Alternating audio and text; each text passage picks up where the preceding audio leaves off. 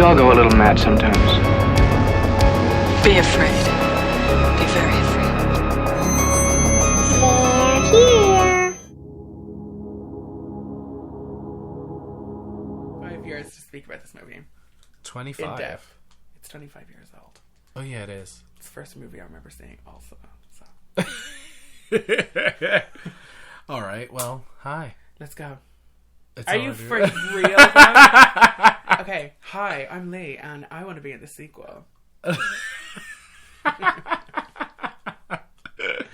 And I'm the Acid Yellow News reporter. She has a name. And you're listening to They're Here. A podcast.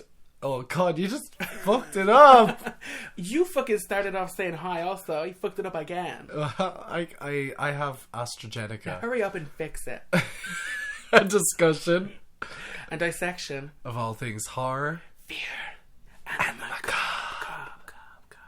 I can never not think Corn on the Macabre. You know what I mean? So, dun dun dun dun dun dun dun. Dun dun dun dun dun dun dun dun.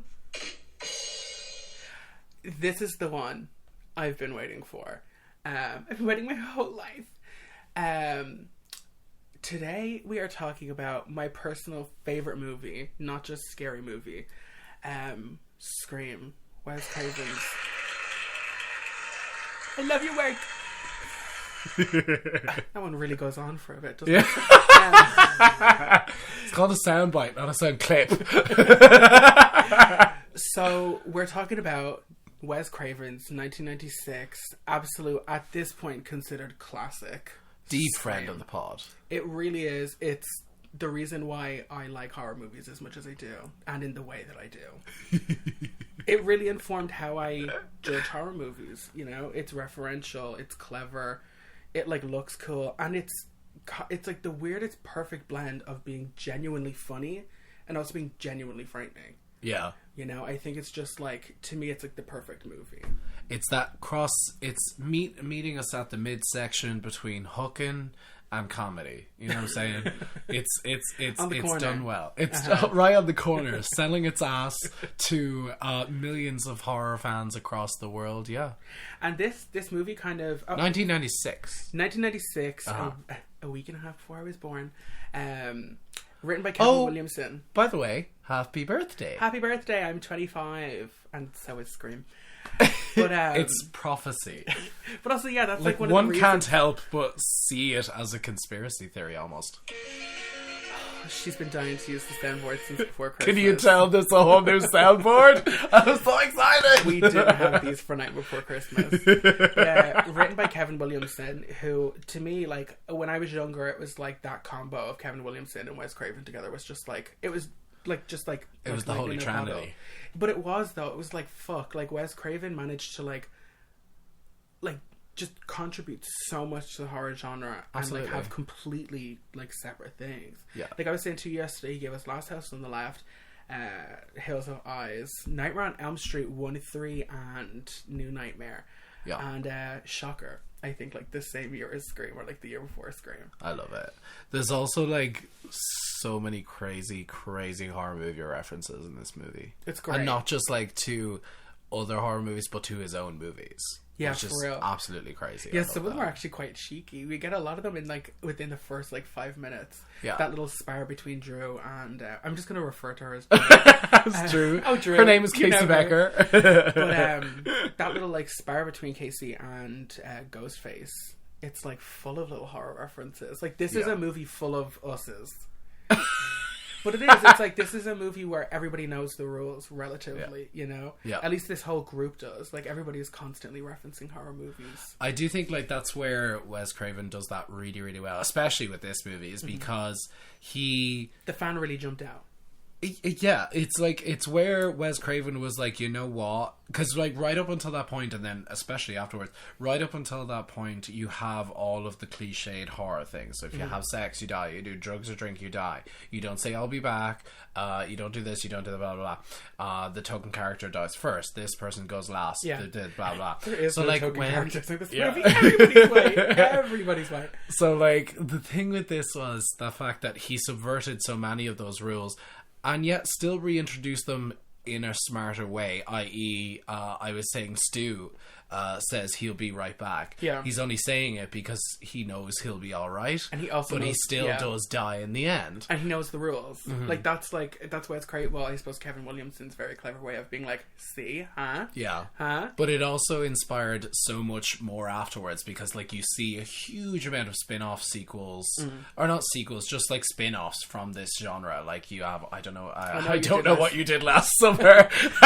Also written by Kevin Williamson. Yeah. I think that's kind of noted. And like Urban Legend. Urban and stuff Legend, like that. yeah. Do you know what? I don't think I've ever seen Urban Legend. They're fun. They're really fun in the same kind of way. They give big the first two give off big Scream 2 energy because they're all kind of like in a college and it's fun. It's the same kind of kills and Is Buffy in it? same kind of. She's actually not in any of those though. She's in Scream 2, and also she's in I Know What You Did Last Summer. Literally like, don't fuck with me. I know what I'm talking about. And then she's also in I Know What You Did Last Summer. But yeah. Well, for real, I think Kevin Williamson also like really knows his shit when it comes to horror. Like he has said very, very publicly that like Halloween is his favorite movie. Yeah. Like just off bat, not favorite horror movie or whatever like that. And it's weird. I feel like Scream is like the younger sister of Halloween in a way, where it kind of did what Halloween did for horror 20 years before, almost exactly 20 years before. Reinventing it. Exactly, and just like breathing a new energy into it because like up until this point, horror was Exhausted. It was exhausted and it was kind of a joke, you know? And at this point, nobody took it seriously. Not at all. It was like we were on like Nightmare 6 only like a couple of years before this, like just like Friday the 15th. Yeah, you know, Part just like 28. Dread. Yeah. And not to say that I obviously don't love those, but it's like this just made like this was like horror for like the MTV generation. Yes, where it was absolutely. like horror was like cool and like slick. And I always like said that it there was had all like the teens in it. It exactly, was like and who they was were hot smart at the time. They weren't stupid. Yeah. Like I don't think anybody in this movie actually makes stupid decisions. Absolutely. You know, Casey tries to go for the front door in the first scene. You know, she obeys the rules. And so do we want to just get into the opening scene, which is just like it's just cinematic perfection. So the first thing, at least what I want to say about this is, out of most horror films that I've seen, especially when I was a lot younger, this is the thing that has stayed with me for I think the longest period of time, and not particularly saying the whole film, but this one death, this murder is, I think honestly, like for home invasion type movies that you could see, like if this was just the movie itself, if it was like it would be gripping. Yeah. The whole time. Yeah. The whole time. And the whole time. Daniel! So like that's going on the soundboard. That's going on the soundboard for next week. I'm doing it. So Hot yeah. jambalaya. How dare you? So like, I love the soundboard.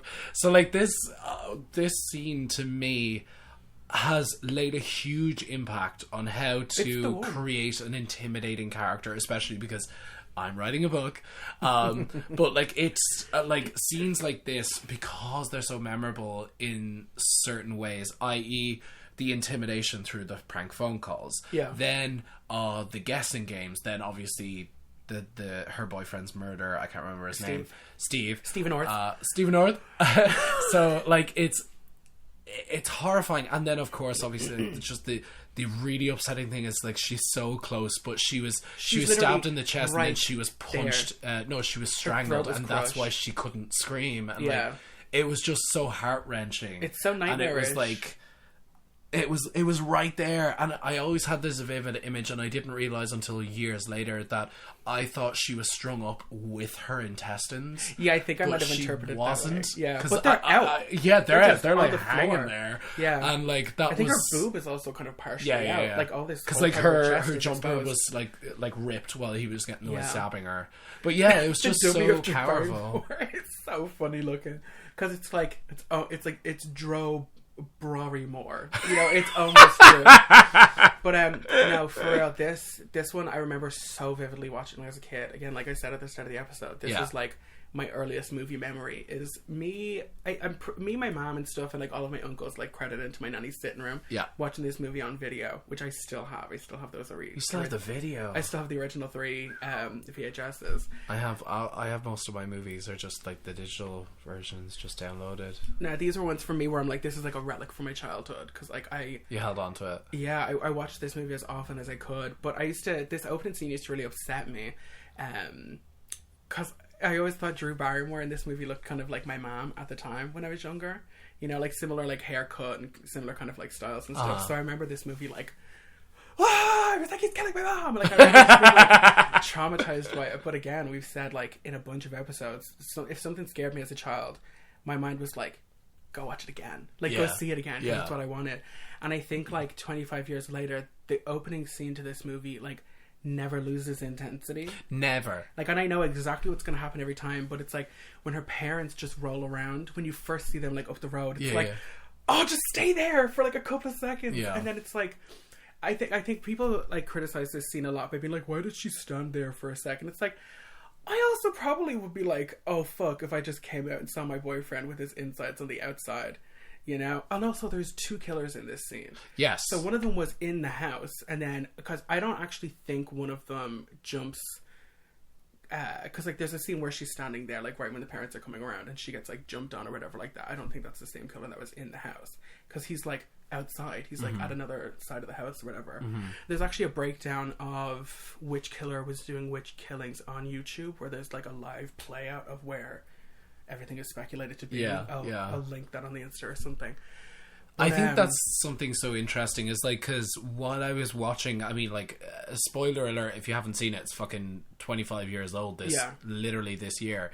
Like, if you haven't fucking seen it, there's 2 murders. It's Stu and Billy. So she's fucked either way. But I think, because I was watching this yesterday, literally for the first time in God knows how many years, not a word of a lie. Yeah. And I was watching it with a more of an analytical eye, because I was literally writing down, I was texting you, like, live tweeting you, like, what the fuck is going on? Just random quotes, like, oh, I know where he's at.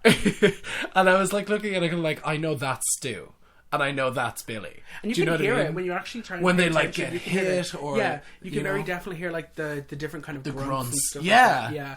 And each of them have a different thing, like a different style or whatever. Yeah. Like Stu is the one, and actually is copied a lot in the rest of the movies.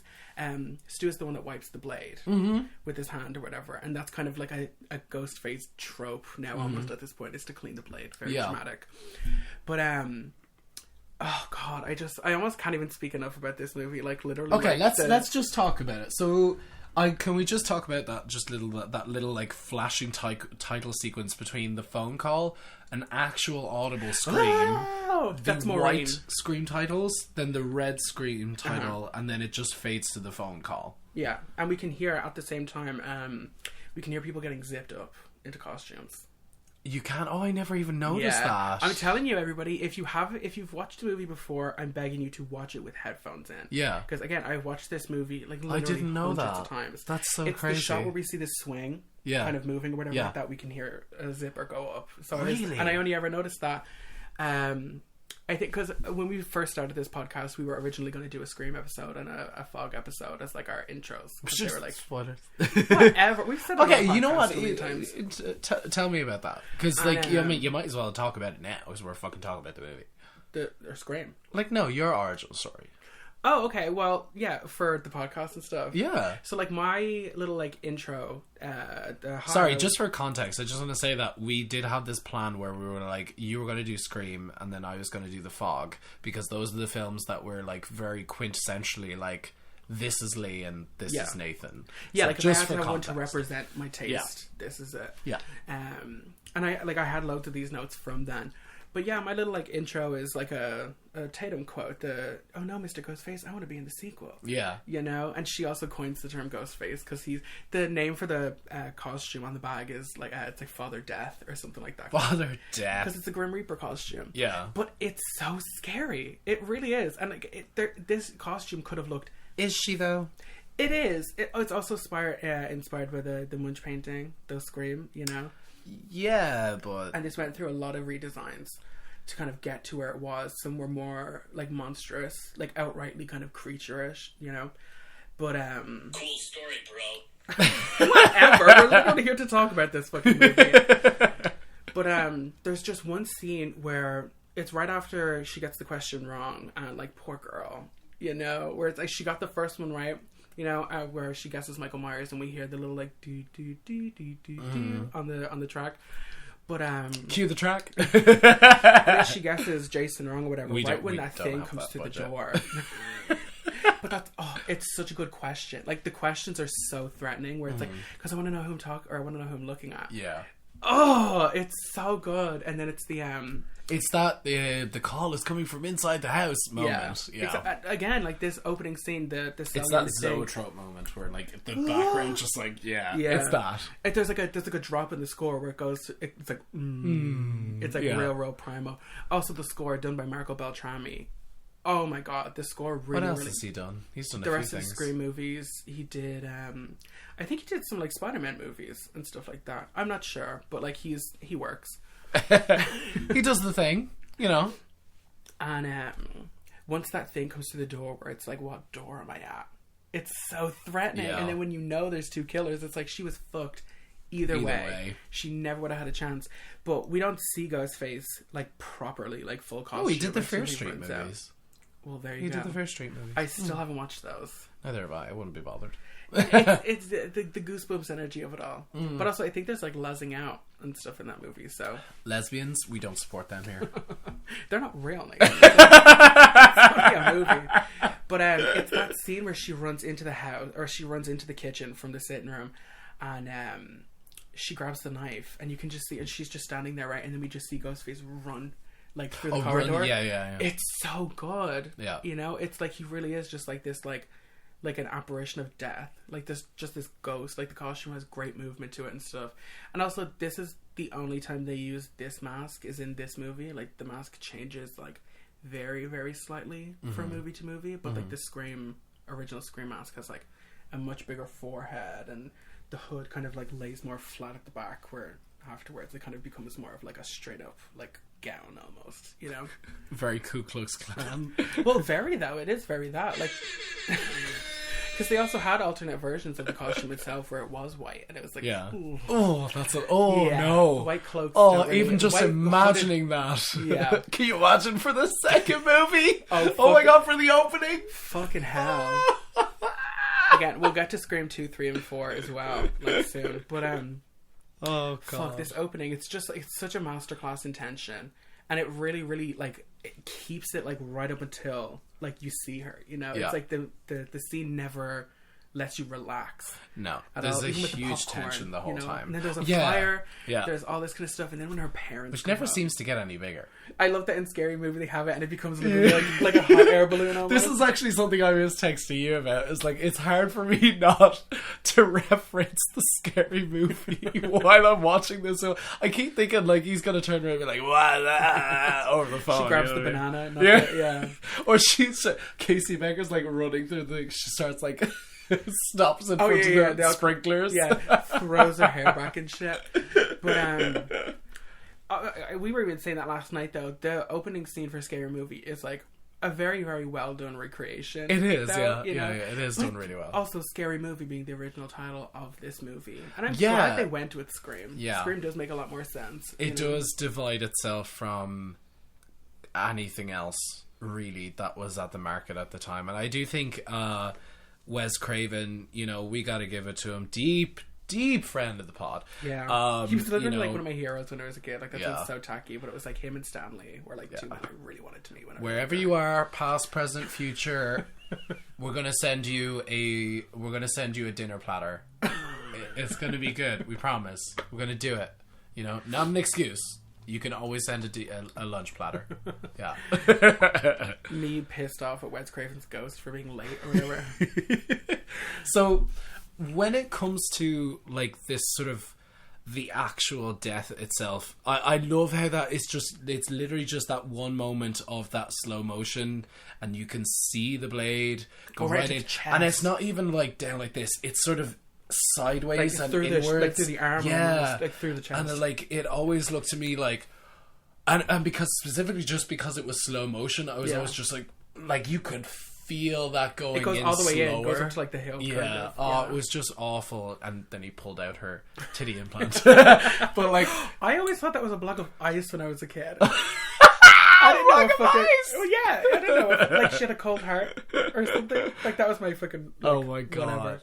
Well, yeah, it was just it was really, really good, and I appreciate it for just the fucking sad factor. You know, You feel so bad for you Casey really do every time. and also like you look at it and go like, oh, she was just the random open and kill, but no, Stu was fucking dating her. Yeah, dating her, and so that's why she was murdered. So I think, or at least for what I think of it is Billy that kills her, but it's Stu that kills Steve, the boyfriend. Yeah, so like it's actually Billy making a lot of the phone calls and Stu doing a lot of the kind of grunt work or whatever. Because Stu, we'll get to Stu. You hang up him again, I'm gonna gut you like a fish. Can you handle that blondie? Oh, it's so hot. It's so good. But also, Human Chair of the Week, just Ghostface in general. Ghostface in general. Anybody in a Ghostface I was costume. so certain you were gonna say like Billy or something. Oh no, Billy's gross. It's the hair. It's the or Dewey, honestly. Dewey? Dewey's adorable. Are you gonna settle for Ghostface or Dewey? Ghostface in a costume. Anybody in a Ghostface costume. The Human Chair of the Week? Any man in a Ghostface costume. What's my favorite scary movie? So yes, the soundboard from now on, we have a Human Chair of the Week. It is Ghostface.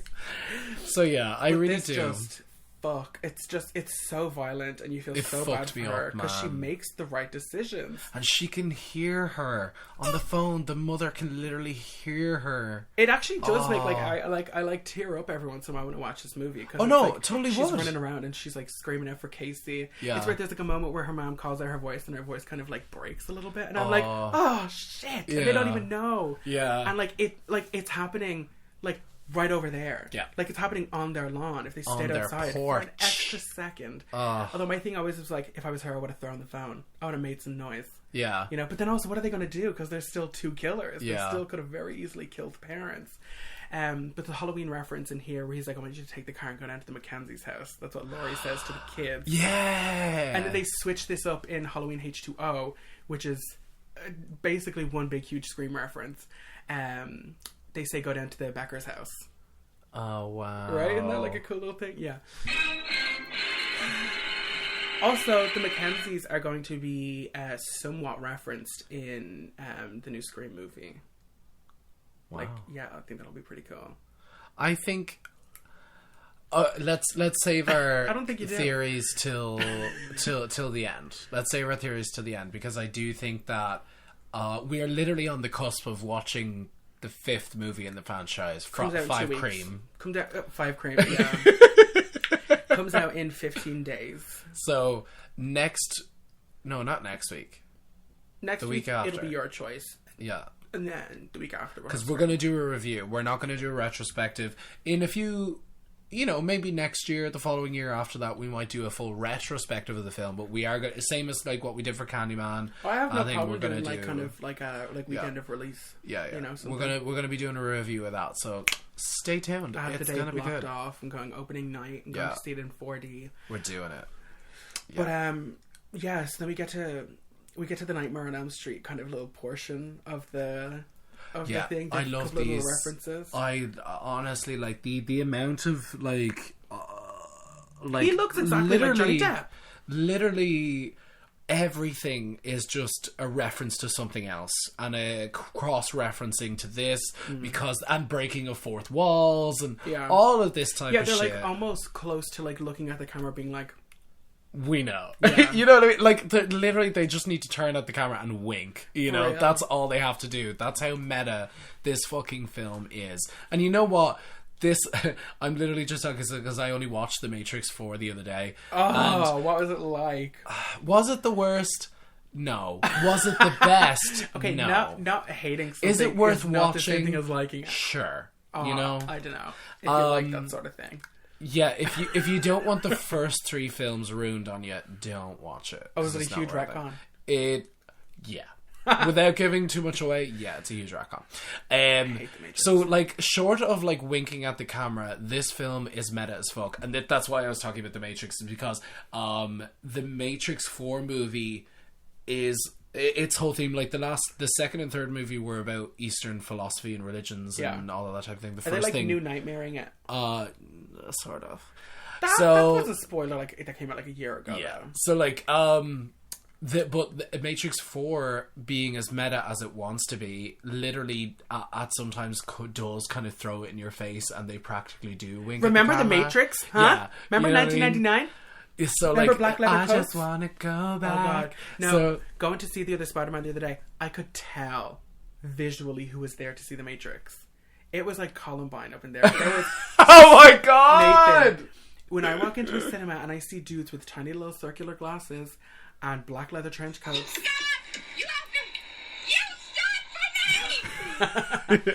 They're here to shoot the fucking place up. Or Oh my god, stop talking. Or a new Matrix movie just came out. I'm just saying. This also was another thing that was kind of heavily like blamed upon when Columbine and all that kind of stuff happened. Oh my god, stop talking. Why? Why? It should happen. No, but seriously, So anyway, this like- movie was wrapped up in huge controversy. Also because it was partially based on real life murders. The Gainesville Ripper happened like a couple of years before this in Florida, and like they do kind of like link up. So anyway, Am back I to what I allowed to was speak or fucking what? So anyway, back This to what I senior was citizen saying. over here is giving me looks. It's just I'm comparing with how meta it was. The Matrix was throwing it in your face, whereas this movie does it very, very successfully. Very successfully. Almost to the point where you're looking at it going like, I know what you're talking about, She without did you that. smacking me over the head with it. And The Matrix 4 does that a lot. Whereas this film does it without even fucking telling you it's doing it. Exactly, Climbing like, through there's the window, looking like Johnny Depp. For real though, and like that has to be it. That has to be part of why he got hired though. I seriously 'Cause he thought looks you were like going young- to say like a he young was Johnny like Depp. human chair of the week. But I think it's the greasy hair that throws you off. Is Skeet Ulrich in the posters for Scream? Dyke! Look, yes. Oh no, Nathan, it's the hair. It's the greasy hair. It's one's the two The right strands. here. The Elaine the Pain. Oh yeah, you The greasy fucking dyke. It no, it really offends me. Or honestly, Matthew Lillard might even be. Which can I just say, He's taller. amazing performance. It's creepy. OTT, but it is unhinged OTT, and I Yeah. love it. Like it's not like he's taking the piss. Yeah. You know what I mean? It's like genuinely. He's like, there for a paycheck, but a really fucking good job for that paycheck. You know what I'm Yeah. saying? Like, that's what he's there for. And I love And that's the thing, I understand why they're being a little bit more, like, drawn out about it. And that's why, like, they know where Casey is that entire time in the house. Yeah. But they're, like, they're fucking with her. Like, just to make it all the scarier, you know? Yeah. But, So this scene, sorry to cut you off, but this is something that I really did think was really interesting to me, at least for what I think, because I was this is my conspiracy theories. I was cross-referencing one scene to the next, and this is the exact night that Casey Becker dies. This is right after. This is right after. Now, this is where I thought this was so interesting. I.e., number one, They're establishing Sydney's alibis. boyfriend Billy being a red herring the whole time, Yeah. even though he is the killer, and he is establishing an alibi. What I thought was really interesting So though is is as soon as Casey is murdered, Billy wants to go fuck Sydney. And then after Tatum gets murdered, who is Billy, by the way, in the ghost face. Oh, yeah, for sure, 'cause Stu is literally he in wants there. to fuck Sydney again. Yeah. So to me, at least in my brain nowadays, me looking at it as like it's a sexual thing for him. Maternal It is abandonment totally- leaves you seriously fucked up in the head. Yes. as they You know say. what I was Which always also thinking, goes the right? same for Sydney, though. I was always thinking about, you know, the meme of the two women, like, and the cat. Yeah. That's Stu holding back Billy, and the cat is Maureen Prescott, and he's like, my "You God. fucking whore! You're a whore! You threw your shit around town like Sharon Stone." And let's face it, Sid, your mom was no Sharon Stone, alright? And the cat's just like, "I'm Maureen Prescott." One of the chicks in that fucking meme is Kyle Richards. I love that. Little Lindsay Wallace. I love it. It pissed me off that people did not get more excited for her. I think she's lit, but also I'm gay and watch Real Housewives and horror movies. But there's something about the way they light Billy in this movie every once in a while where I'm like, oh, like he looks like he's about to eat her or something. Like he looks like an animal. I think there's these lights I noticed in his eyes. There is this one particular light that's pointed at his eyes that makes his iris look black, but he's got that one like a glint. shark. It's really creepy. Yeah, it is really creepy, and I appreciate it because he does look intimidating, especially when he does that kind of like not Norman It's Bates like he'll type get of up thing. and It's he'll the just like Stanley leer Kubrick towards kind her. of look. Yeah, exactly. Yeah. The like 1,000-yard stare. Yeah. But God, and the soundtrack He's even sexually for this anorexic. Scene, I know. I 100% have referred to myself as sexually anorexic before, but Triggered. what sound is that? Isn't the sound of popcorn? I don't know. It sounds like popcorn or like rain or something like that. But God, it's just like the soundtrack in this scene and everything like that. It's like the Don't Fear the Reaper. Oh yes, Don't Fear the whatever. Reaper. Yeah, it's so good and like it's so 90s. The soundtrack. It really is so 90s. I love it. get out. You're walking in, And then the Red Right Hand. I literally messaged you the other yesterday saying like it was Peaky like, oh my Blinders. god, literally Peaky Blinders is on the And I was is like, on the soundtrack. excuse me? I didn't get it. I don't The watch Red that Right shit. Hand, and it was such a funny transition. It was like when Dewey like picks up the phone when they've clearly hung up, and he goes, "Hello." They do a thing for Dewey as well. He gets this little like Western theme every time he comes on the screen. It like comes like super prominent in Scream 2 because it's like he's supposed to be. You mean like, this one? No, it's from Broken Arrow. But anyway, so where are we? Oh, Sid's dad is kind of being set Literally up to the go. first scene. Sid's We're dad- 30 minutes in and we're literally talking about the first scene. But you knew this was going to happen. You knew it was I going did, to yeah, happen. So Sid's dad is staying at the Hilton. He's a drug by the dealer. airport. I heard Baking screaming soda, Sid. not baking powder. 'Cause they're gonna have muffins going out of their nose. And But, you know what to do. You gotta flush down the toilet. I left you a little something on the coffee table. But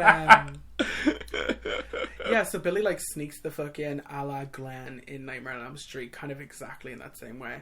And it's what I feel is like a stereotype now or like a cliche now, but kind of because of this movie, where it's like somebody who's like in a relationship and stuff, because usually the virginal character is virginal and single and is like completely independent for themselves, you know. But the whole time he's kind of like, I was only half serious, but also let me finger you. Yeah. I thought we could do stuff over the clothes. We're just set up for a PG-13 relationship, and she just flashes. Yeah. And she's got a man's chest. Oh yeah.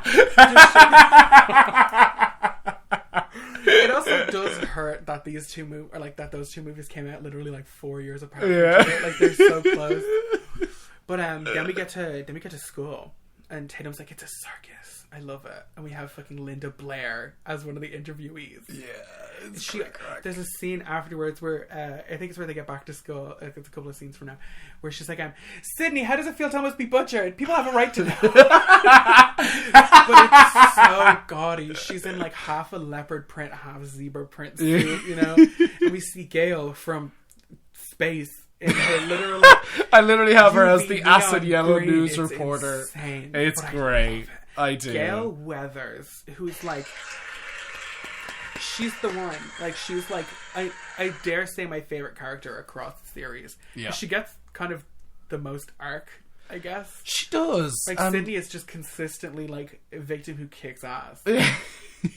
Attempted victim, you know. Attempted victim. God Even in the new damn. trailer where it's like, do you have a gun? And she's like, I'm Sydney Prescott. Of course I have a fucking gun. I literally have the note. Maureen Prescott, your mother was a whore. Like, fuck her, what was it? She's daughter of you know. You know.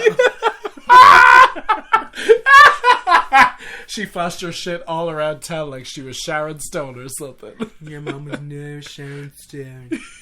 They talk about Sharon Stone like 4 times in this movie. And can we just say, like, the amount of times that the adult men in the film like literally skirt around this subject when she's walking around. Hi, Cindy, your mom was a total fucking slut. Sorry.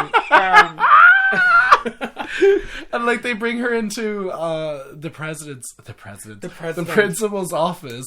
And like, did you notice that thing that he does with her chin? Like, oh yeah. It's just so weird. But again, that's totally on purpose because we then get to see the sheriff and Dewey. Also, that sheriff was also one of the deputies in Nightmare on Elm Street. Yes.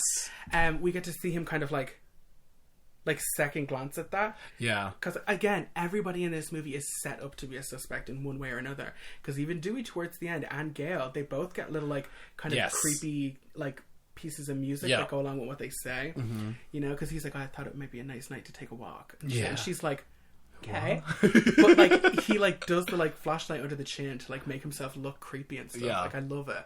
Like I'm really jealous of people who don't know the ending of this movie, where I'm like, ooh, how much fun would it be to figure it out, or to try and think. Well, like, we did sort of just spoil it. It's 25 years old, and it's like one of the most iconic horror movies. Yeah, it's like the one that anybody talks about when they talk about 90s horror. And also, can I just talk about the sheriff for a second? I literally just kept expecting him to pull out a folder with his nudes in them and go, "What do you think, Sydney? What about this one?" Yeah, it's like the little speedo of him in a red 90. Yeah. Oh, he is kind of human chair of the week, though. Oh, he's really cute. Is he? Yeah, big dad energy. The sheriff? Big sheriff energy. Really? Yeah. Put that cigarette out of my clit.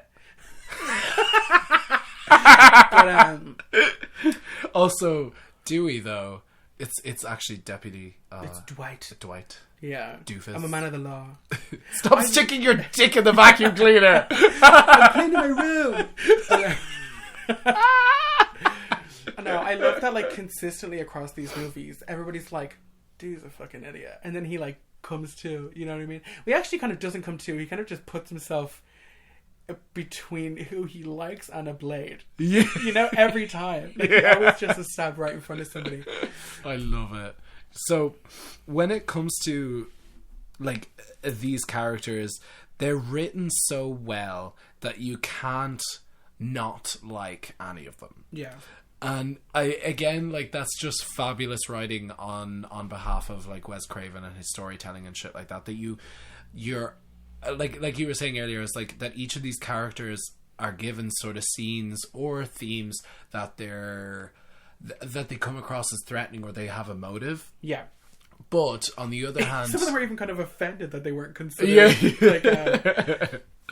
suspects. But he does write them in a way that they come across as genuinely like trying to help or things like that, because at this point, like, Wes Craven is obviously so bored with what he's doing, or at least with what he sees in horror in general, that he's trying to just wholeheartedly subvert the techniques that are being used normally at the time of writing this film. So like I can really appreciate the fact that while he's doing them dirty, he's also trying to give their characters justice, because in and horror they're played films, by actual teenagers. yeah, near enough. Like because like horror films, even particularly after that, when the whole slasher trend really kind of took off, you did get this sort of like, you get the token characters, you get literally 2D characters, slut, the jock, the boyfriend, the virgin, and the black guy. Yeah. I mean, like you get these characters. Wes Craven subverted that by having no people of color in the movie at all, and they all still died. But he did it in such a way that like you get such 2D.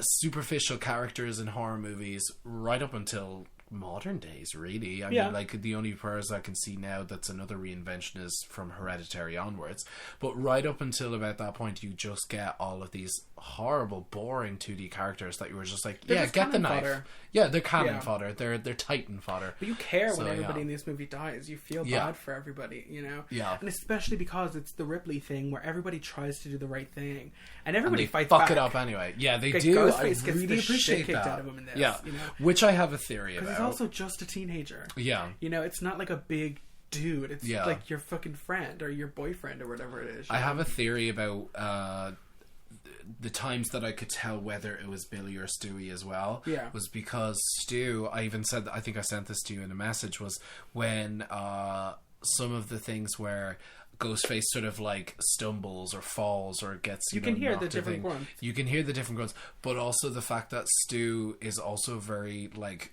clumsy as Colin well.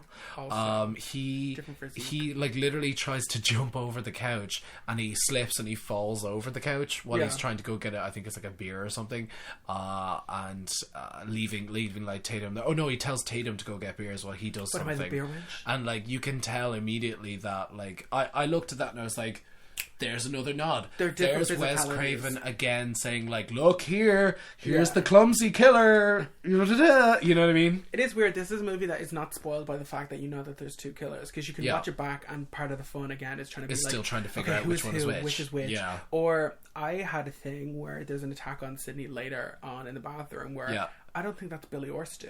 That's just It some logistically asshole. doesn't make sense for either of them to be there, because Billy, they were just talking and he left and walked out and she went into the bathroom and Stu was with Tatum. So, and we only saw a scene or two before that.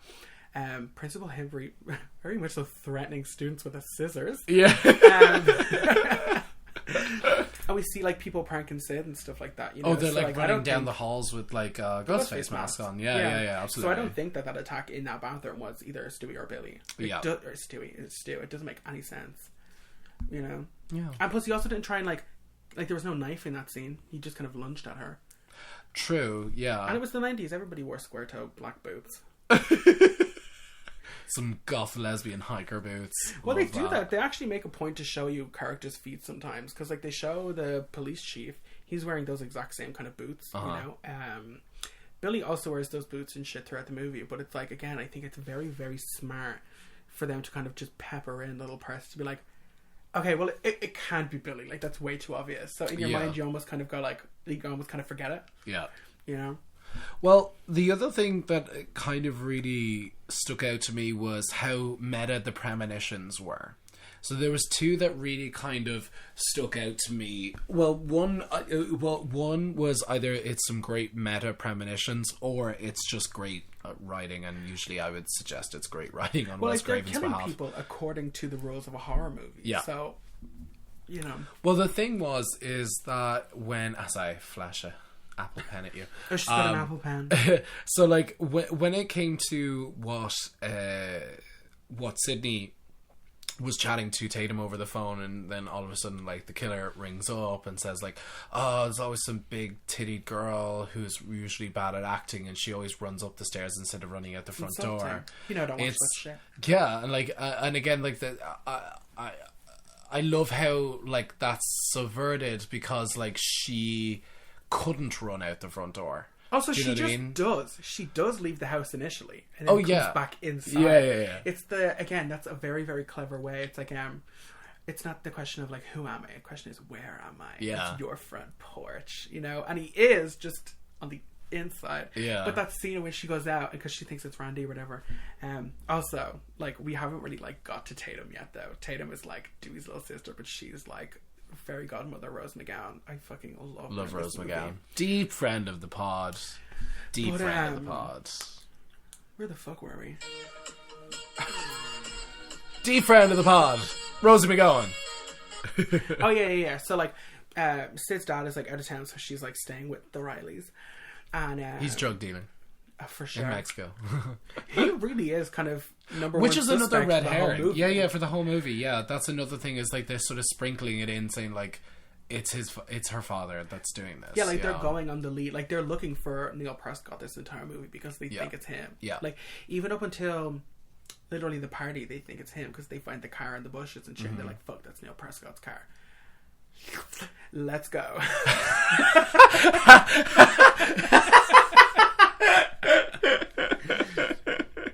Oh my god, that's it. That's the one. That's how it works.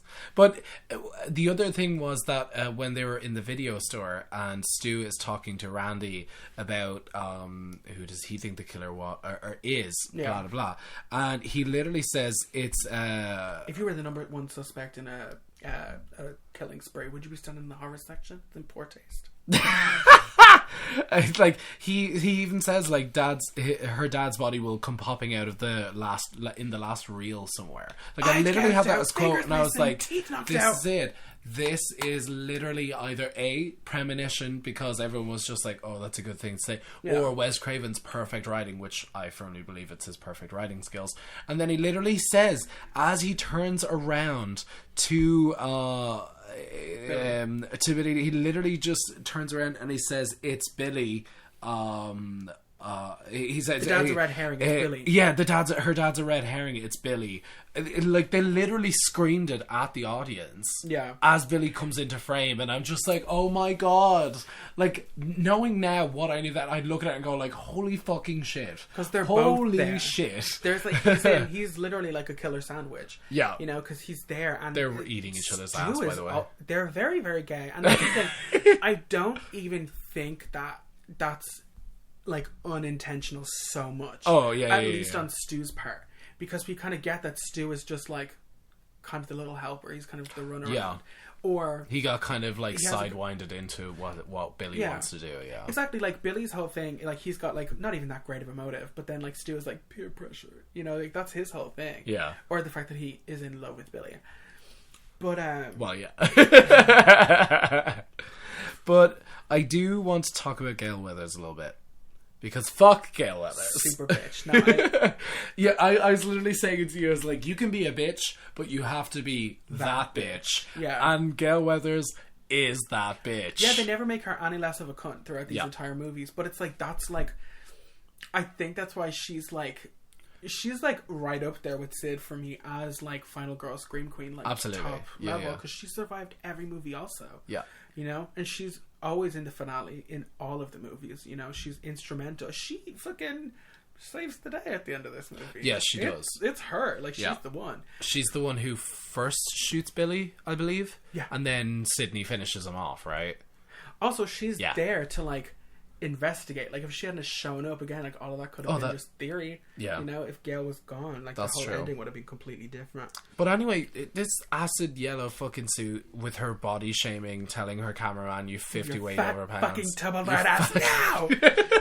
And she goes, "Jesus, the camera," and he goes, "My name is not Jesus." Kenny the cameraman. Oh my god, he's cute too. Not today, Satan. Not today.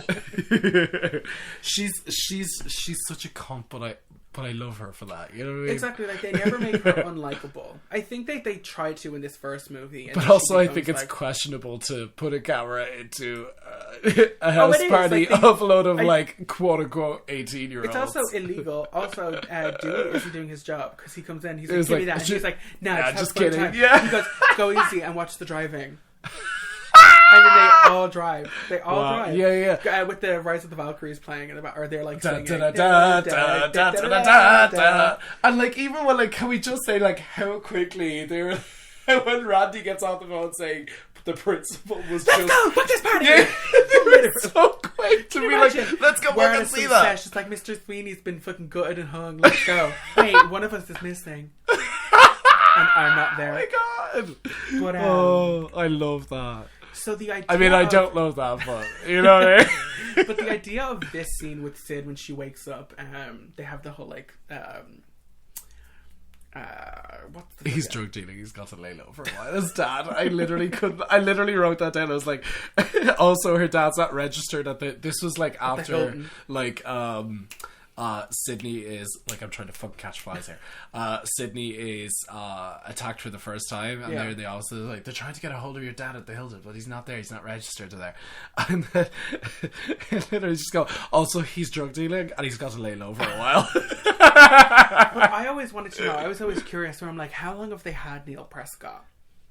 Oh, right from the beginning, as soon as he left the house. Yeah. Oh, no, wait, no, because that car is at Stu's house, meaning that they must have caught him on the way to wherever he was going. But to me, that's like an action like scene, like an action like car chase. No, that to me is like, what you call it? That's Killer Santa vibes all over again. That's like them Oh, they at the flagged him side of down. the road. They flagged him down and Yeah, I they guess. got him. You know what I mean? Like, I mean, they ball gagged him in the Scary Movie franchise. You know what I'm saying? What? Oh yeah, they just have him taped and shit in this movie. I was like, wait, do they have a ball gag in this movie? Stu, did you bring your ball gag? But so the idea was she wakes up. I'm like, the killer's already in the house when she's asleep. The killer doesn't, just like, waiting sneak there. in. Yeah. Which to me is just like, it's so fucking creepy. And Sid we see that she kind of lives out in the middle of nowhere. And this house just doesn't make sense to me, by the way. It's huge. It's huge. She fucking It's got, goes like, out the front deckings door. and stuff. Right? Yeah. She goes out the front door, around the side. This is like prior to that when like Tatum says she'll come over and collect her at like 7 p.m. Yeah. sharp or whatever. Tatum, you're She late. goes up, around, up one flight of stairs onto her veranda, goes around that veranda, goes up another flight of stairs into a smaller room with a glass fucking door. I'm literally looking at this which going like, number one, I want this house. Number I was two, gonna say, this it's house all the same doesn't make house. fucking sense. I feel like this is just kind of like American house, like a big-ish American house in Yeah, general. yeah, It's yeah. like McMansions. Like, so there's just like, put a deck over there. It'll make it 'cause look there's, good. like, she goes out onto her front porch, there's a deck, and then when she's talking to Tatum earlier, she's out on this like what looks like a restaurant patio. Right? It's like huge, It's over huge. this like valley. God, with the, white like, people, man. The cinematography in this scene that was actually Yeah. really gorgeous. Yeah, the, like yeah. the bright orange sun, and then there's like it's weird. It looks like a painting because there's like all these Yes. like kind of various levels of mountains in front of it. It Yeah. looks insane. I love it. But when she wakes up, it's so fucking scary just knowing that he's already in there. And then she calls the bluff when he says the front porch. She goes outside, and then she's just there. What am I doing? Hello. Speaking of that. Yeah. But see, that's what I'm saying. It's like there's moments like that in this movie where it's genuinely funny. Yeah. But they're not like it's not the It 2 problem where It Chapter 2 was too funny, and then I Yeah. couldn't get into it. I Oh, couldn't get let into it the go, horror. bitch. No, it Let pissed it me go. off. No, because we were both so vocal about how much we loved Chapter. We loved Chapter 1 because it was almost a perfect movie, and then they just made it Bill Hader the movie, and I don't like his like kind of brand of comedy. I hate Bill Hader. Fuck you, Bill Hader! This little chase though is very good because like she already went outside, and the only reason she can't go outside is because she already locked the door Yeah. from the inside. Yeah. And she's chased upstairs. Like there actually is nowhere else for her to go. Mm-hmm. And even in that first scene, Drew Barrymore never goes up that tiny little flight of stairs in her first scene. Yeah. She stays downstairs the Yeah. entire time God and leaves damn. the house. Set budgeting. Also, all of those houses are like still like, especially now with the new movie coming out, are all kind of I don't want to say like being preserved, but it's like they're all kind of having a moment now of being celebrated because they're so iconic. Like you can stay in Stu's house. Which can I say? That's not a fucking house. That's a a fraternity mansion. house. It That is a literally is frat house, man. huge. That no fucking way does a family with one kid fucking stay. We don't no know if way. he has brothers or sisters. It's where the fuck were they? Could have been at that party. Maybe those are the killers. Don't even say it. I don't want any of that shit. I don't want anybody I don't want any of the new killers from the new movie to be like People they child never of. mentioned before. Yeah, I want there to be some relation, but I don't want it to be like Billy's kid or Stu's kid. I'm like, that's so obvious. And it's Kevin Williamson. I don't think he'll go that simple. Bitch. I love that. But yeah. Well, we'll see. We also get this chase kind of recreated in Scream 3, which I think is like super. You haven't seen Scream 3? No, I've seen bits of it. Oh, Nathan, it's so good. For clarity, I've seen 1, 2, and most of 4. And I've 4 seen is the bits of worst 3. one. Yeah. Also, can I just say, I clocked what's her name as the killer from like the fucking trailer. I knew she was the killer. What's her name? I can't remember her name. Chanel from fucking Scream yeah, Queens. it's fucking Emma Roberts. Emma Roberts. But also, I knew that's- she was the killer. but I that's the only fucking knew one- her from the that's very only one beginning. Like, not written by Kevin Williamson. fair enough. So But it's like, I think it's the I dumbest seen line. it coming. I seen it coming. But it's from also mile Wes off. Craven's last movie, like ever. Wait, Wes Craven was attached to that one? Yeah, he did the I thought first it was 4. 1 to 3. No, just Kevin Williamson did 1 to 3, Oh, okay. like as like a little team or whatever, like Uh-huh. that.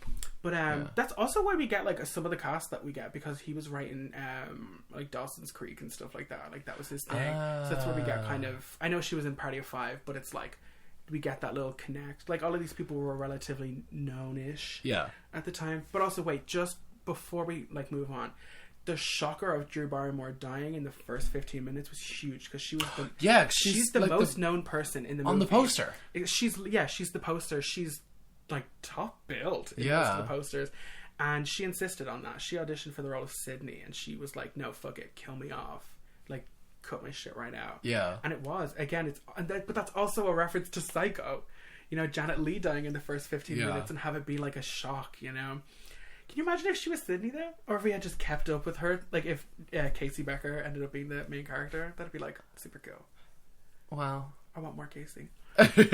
Well, speaking of like obviously like writing all three like kind of at the same time, this is something that I told you about, was the fact that they introduced Cotton's storyline in the first movie, even though he was only mentioned for like less than a minute on screen, and then he's not talked about again till the sequel. So I love how when he's an actual character. He's an actual character, so like it's like to the further, number one, obviously to further confuse who the killer is, number one, but also to even have him being in the film for like less than a minute. It's like, no, you saw somebody leaving wearing Cotton's coat. The so same it's still person who put that coat in Cotton's car, framing him. I just read Leah Shriver, Cotton Weary is Human Chair of the Week, 100% confirmed. Scream costume or no? COTTON. I touch the feel of cotton. Egyptian God. Yeah, so like so it's just a really interesting thing that they're continuously like even with the first film, they were like continuously like adding on top of the mythology. Do you know what I'm saying? Yeah. Because they also do this thing at the end where Billy mentions Silence of the Lambs, and that the fact that you would see the ghost of so and so and so and so, and then they were talking about where her dad is like, "Hi, Clarice," like they make him sound so bumpkin. And like, and they also talk about the fact that because in the second movie, Sydney does start to see her mother. Or is that the third movie? That's the third movie. That's the third movie. And you would know that if you saw anything. So like, bitch. So like, so yeah, that was. It's just really interesting to have seen, like adding these little "tell me to your bear." Well, it's a planned out mythology, and that's why That's why I always argued for the Scream sequels, because they're not just cash grabs. Because the second movie went into production immediately after the first movie came out. But again, it was all part of a planned trilogy. And again, they always go by the rules. The rules change in each movie because they're like aware that, like, you know, they're in a Scream movie. I know that like obviously like Gayle Withers has a thing for Dewey, and this is one of the things that I just thought was fucking hilarious. It's like, in most TV viewers that I have, and males are aged from 11 to 24. Guess I just missed you. I was 24 for a whole year. She, again, Gayle Withers, she fucking body shames him. She goes like, I love everything except for your fucked up chest. No, she says, you don't look a day over 12 except for in that upper torso area. Like, I mean, what? You got a little 12-year-old penis and a 25-year-old chest. You and your bird chest ass. It's just, like, I can always find redeeming qualities in people, but there's just no redeeming quality. I'm sorry. Well, no, she's supposed to be super, super unlikable, literally all the way up until like the very end of this movie, and then like in the second one, you see that like they become more of like a little team. Like the three of them become like, they're like the Ridge Tridge, like they're the original survivors. A Ridge Tridge. I like that. A Ridge Tridge. I love that. Also in this scene with Sydney, shocking that it's Stu jumping out of a closet. Huh? In this scene where Sydney wakes up and is attacked in her house. Oh, that's Stu? Yeah, I think I think so. What gave it away for you? Him jumping out of the closet. Let him look up the notes. Where are the notes? Because the timing just simply does not make sense for Billy to be at her window when the killer was just at her door. So they both have to be there. Okay. Because as soon as the killer stops attacking, Billy comes in the window. Yeah. And then chases her downstairs. Well, she runs away from him. Because in Scary Movie, it's like they hug. And it's like the phone drops.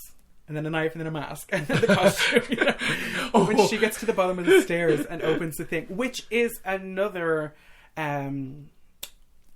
Oh yeah, of course. What's the fucking A Stranger Calls? When a Stranger Calls, that's also another reference, because when she opens the door in that movie, the detective is there, and that's like the end to the opening scene is her screaming. But when she comes out and Dewey's just holding up the mask, and she's like, ah! And he's like, ah! And then looks at it again and is like, ah! You know, like he's like freaked out by just the mask alone or whatever. I love that. There's like the fact that she's like literally horrified of the fact that he has a cellular phone. I know. What were you doing with a cellular telephone, son? It was a grinder hookup. Everybody has one. Yeah, that's how he gets caught in the wardrobe.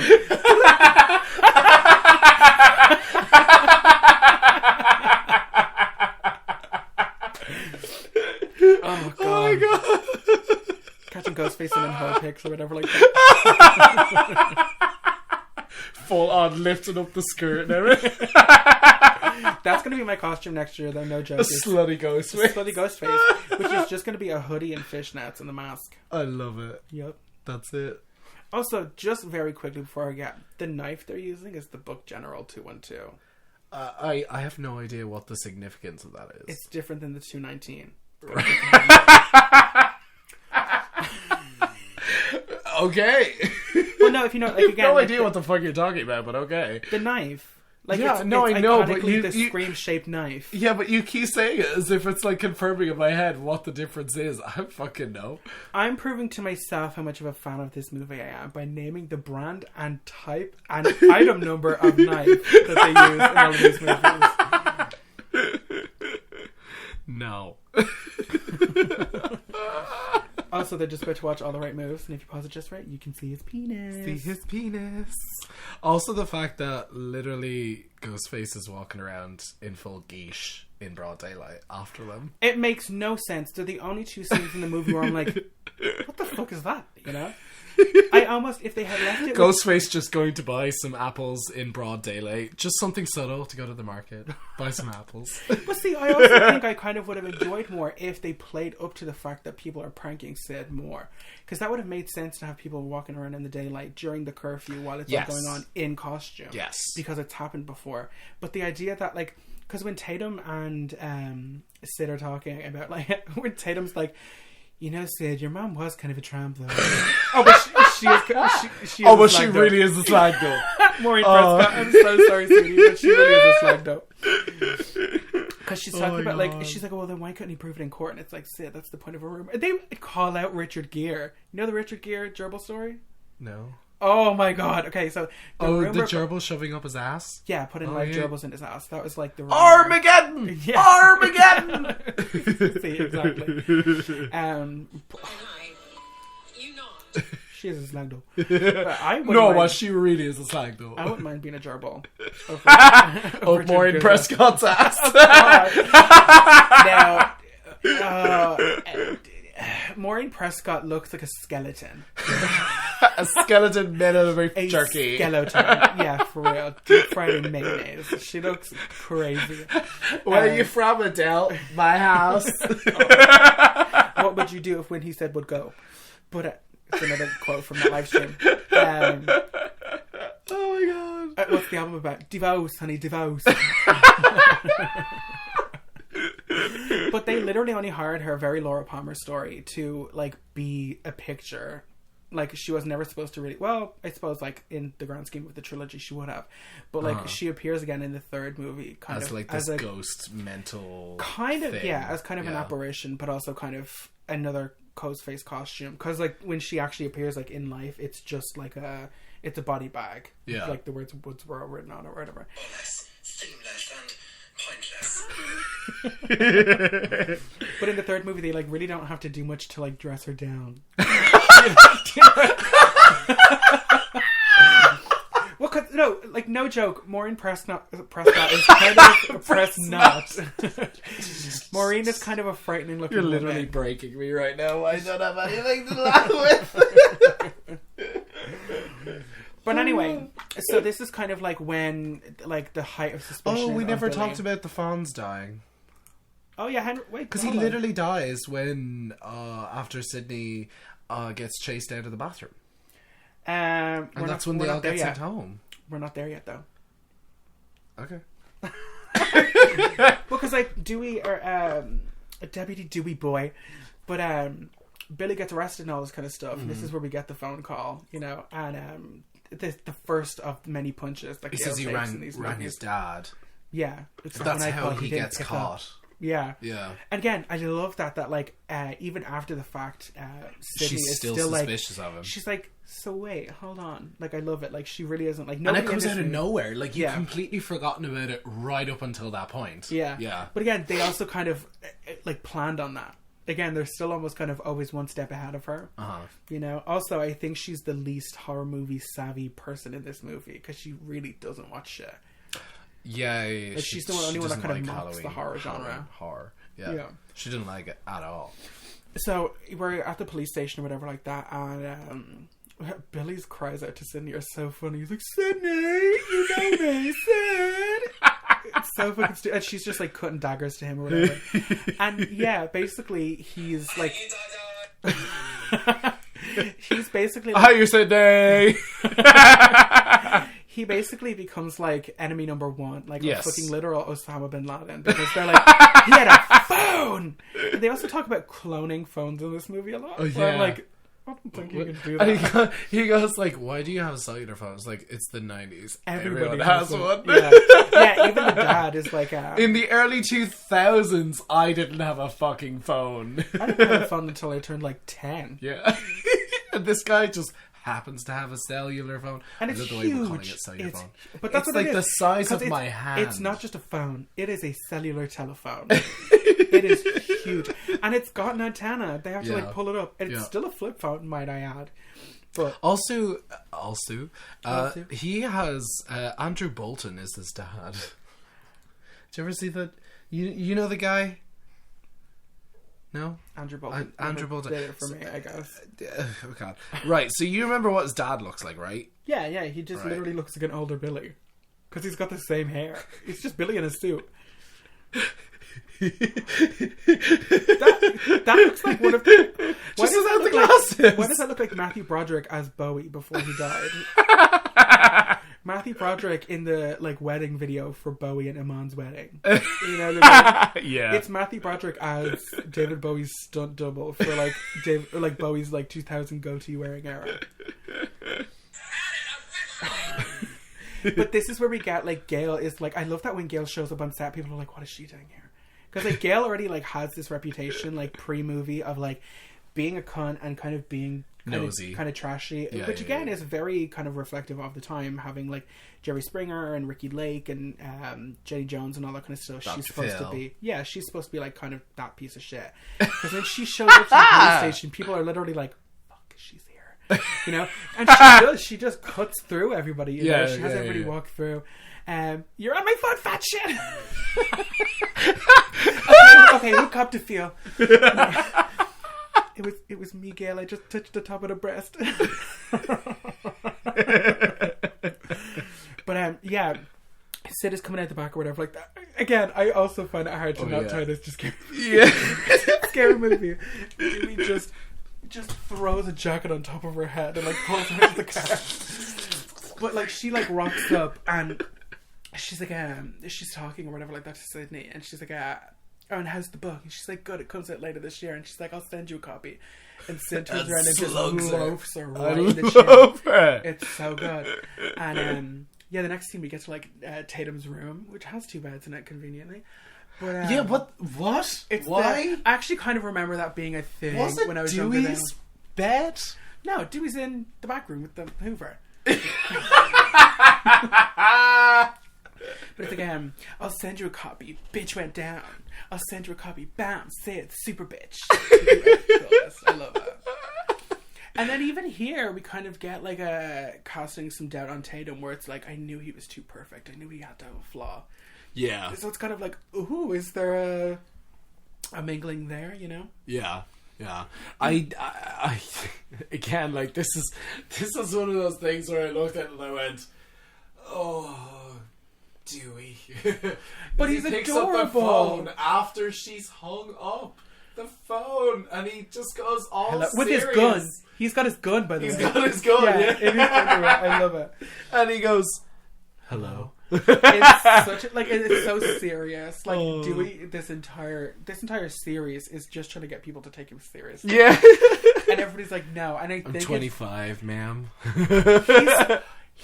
Dewey is literally supposed to be my age in this movie. Yeah. Look and he's at a me. deputy sheriff. Jesus Christ. Where are you in life right Once now? it got to... I have commissions due, is where I'm at. Good. I'm a professional artist at the moment. She's a professional hoe. Somebody asked me what I was doing the other day, and I was like, It cost that much because it took me fucking hours. Doing art now. I'm doing art now full time. That's what I'm doing. Love it. But, hold on. So then they get to, like, the school the next day, and one of my favourite lines from the whole movie is, like, when they walk up, and, Tatum comes up and she's like, nice welt, sweetie. Oh, I love it. Yeah. And she's got those pigtails and the number 10 crop top reference to Nightmare on Elm Street, Johnny Depp wearing that crop top, which is also number 10. But Gayle is like, stop right there. She's like back the fuck up and says like, I'm not gonna fuck you up. It's not my wish to kill you in front of your child. To kill you in front of your cameraman. I want to be killed in front of a cameraman.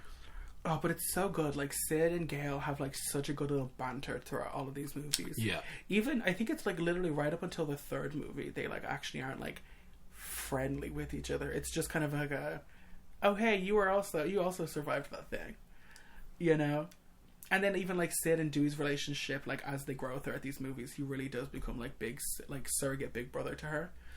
You know, like, it's adorable. Like, in the second movie, he shows up straight away when the Windsor College murders happen, even before they're, like, related to her. You know?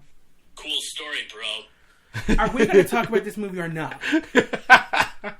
Jesus Christ. Or are you just going to sit over there and keep coughing? Miss Coffin 2021, yeah, for the last whatever amount of days. No, this comes out 31st. It's the 30th today. Yeah. Yeah. I'm 25 in like... How many hours? In like 7 hours. Wow. Getting Crazy. old now. You're mid to late 20s now. But see, the thing that all you old people seem to forget is, no matter how old I get, I will always be younger than you. And that will never change. So, yeah, that call ends up being from Sydney's dad. It's his phone. That's what he said. Yeah, that phone call is from Sydney's dad's phone. See? That's when you pay attention. Oh. Because when we're talking, we're not what? Listening. Yeah. When we're not listening, we're not what? Learning. So kind of at this point, like, Sid is starting to, like, really, really doubt Cotton as the killer. And then she's, like, in her mind, it's like, well, like, if he wasn't the killer, then, like, somebody is, like, still out there, you know? Yeah. And again, like, I think you'll be pissed at Scream 3 a little bit for, like, the ties to this movie and stuff, but, like... I know Cotton dies at, like, the beginning or some shit. Yeah, let's just leave it there. Okay, so then Sid, this is where we actually get the bathroom attack, right? And these two girls are just chatting so much. They're chatting shit, bro. Deep, like, rotted shit about Sid. They're like, I think she did it. She tried to kill herself and couldn't do it, so she decided... or what was it? It was like, suicide is so out. Like, homicide is a much healthier, therapeutic expression. It's like, where did you get that shit? Ricky Lake. You're pathetic. And then this girl with the strangest shaped tits I've ever seen in my whole life. The girl, she's wearing like, they look like paper bag jeans. Yeah. They're like the color of a paper bag. And this weird little purple, like, short sleeve turtleneck thing, but the boobs are crazy looking. The boobs are like on her hips. Ooh. But they're like this big. Not only do you have tiny tits, they're also all the way over there. But they're just chatting shit. Also, the blonde one is Skeet Ulrich's actual girlfriend in real life at the time. Oh. Yeah, a little tidbit. Oh. But she came out of the bathroom, put lip gloss on, and then did the finger in the mouth pulling out. Oh, yeah. She didn't wash her hands. Gross. I know, it's fucking nasty. Disgusting. In 2021, with the pandemic, you didn't wash your hands before sticking your fingers in your mouth. And in so my mind, I'm like, mid if I was 90s. dead, I would have let them know I was there. I would have slunk What back would in. you have done? I would have walked out mid-sentence. Because they would have stopped if Would they you had have heard... smacked a hoe or no? No, I Or would would have you held have that just- information. I'm sitting on a bad boy piece of information. But they're just chatting shit. They're really, All right, really, calm like, down really with the ghetto lexicon. Okay, you're not Taraji P. Henson, okay? That fight, bro. That fight where they all just basically laugh at her until she's sent home. It's so good. Speak English. Speak English. Sit your ass down and shut the hell up, bitch! they do too much in that fucking scene. But anyway, this scene is really, really great because we get kind of It's all in the editing. it's where I never think like that either of the two killers are actually there. But Oh, yes. just before we get the scene that they kind of make fun of in Stab, where they're talking, it's like that old horror movie trope where it's like, God, insert girlfriend name here. Your mom died like a week ago. Can't you get over it? Yeah. You know, he's literally like. Oh, also, that's exactly what Billy says. Your mom died a year ago. That's what I'm saying. He's like, can't you get over that? it? When Yeah. my mom moved, I got over that. Your mom started sitting in a hole somewhere, And then Sid has this like rehearsed ass line where she's like, "Sorry, my problems are a huge inconvenience to your perfect existence." and then Billy does the funniest thing, which is so kind of out of character for the movie itself. She walks away and he turns around and he goes, "Stupid." What the fuck, like to himself. And again, we see like that clip of this exact scene in Stab in Scream 2, and it's Tori Spelling and Luke Wilson playing these two. It's so funny because they're like very, very obviously older and shit, but they don't really like play it any differently. Like, Yeah. It just is kind of a dumb scene. But because of location wise, Billy walking away and Stu also walking away, and those girls being in there at the same time, I'm thinking that the person in this toilet was a prankster. Yes. Because they don't have a knife in the scene. They just kind of lunge at her. Is it a theory or is it confirmed? Well, see, it's an in-movie theory because Tatum also says that it was. I'm just gonna sit here for the whole 3-minute long clip of the fucking X-Files theme. But because Tatum also says, she was like, I bet it was just some sick fuck playing a prank, and she's like, no, it was him. But it actually like couldn't have. But it wasn't though. But it couldn't have been though. There's a couple of scenes in this movie where it's like, was that actually Billy or Stu? Well, you see, this is where Henry Winkler dies, which is where Yes. the Fonz. How can you kill the Fonz? Henry Winkler covered in bees. And like, I love the fact that they don't even try and skirt around the fact that they hired him because he was the Fonz. They got like leather jackets in the wardrobe, and he does the whole like hair slick thing and everything.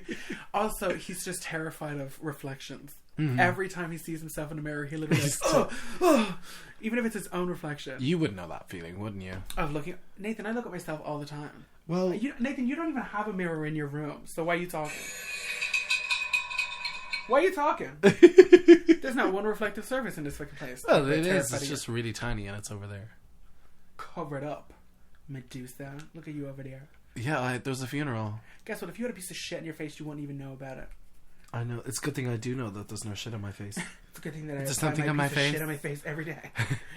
There's something on my face. It's like a beauty mark of some sort, but it's just a piece of shit.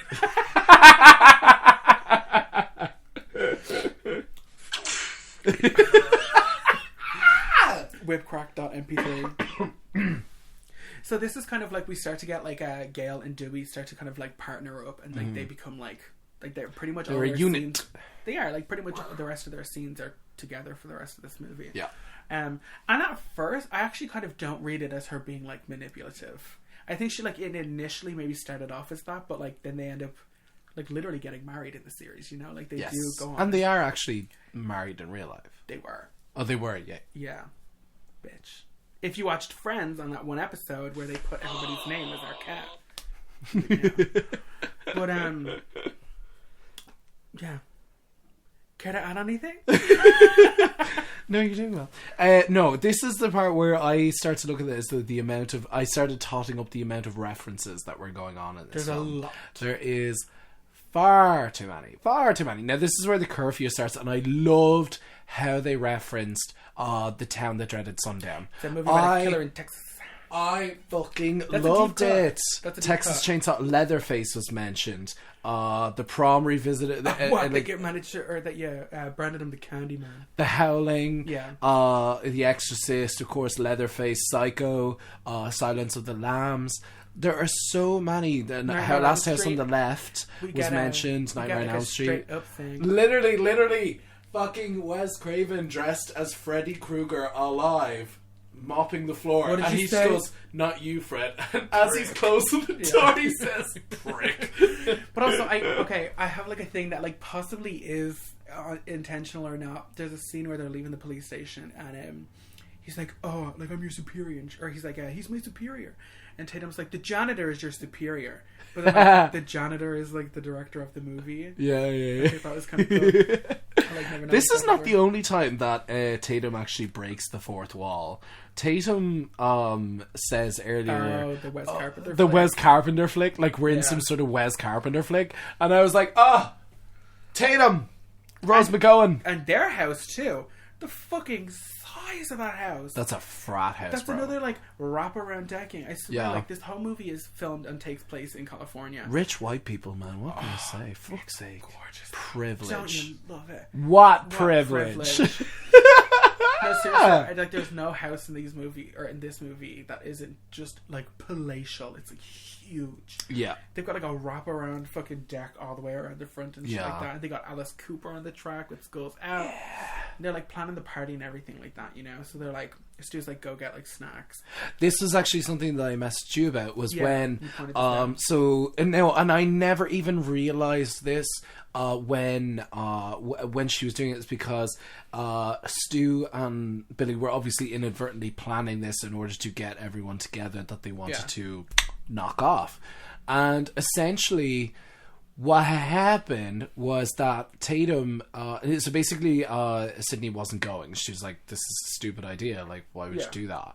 And Tatum was like, no, go, it'll be a good time, we'll all be together, we'll be safe, blah blah blah blah. Fine. And like literally Stu is in the background like getting closer and closer and closer, and they're just like, that's it, that's like, get her, you know what I mean? so buff, And bro, I was like, I couldn't covered. fucking believe it. I was like, literally Tatum is signing her own death warrant as well as Sydney's, and I couldn't fucking believe that, because in the back of my head I was like, wait, and I was like, I literally messaged you going like, this is literally her signing her own fucking death warrant. Yeah. Like, what the fuck? Like this movie really, really does benefit from rewatches to like find Yes. out things like that. Yes. Or think of little things like that. Like I kind of tend to get hung up on, or kind of fascinated by like geographical like put togethers in my head where I'm like, okay, who's where when what is happening? Yes. Because I noticed at the end, I'm like, Tatum dies while Dewey's in the house. Yeah. He's like a room or two over. You know, that happens like in the middle of the fucking party. Yeah.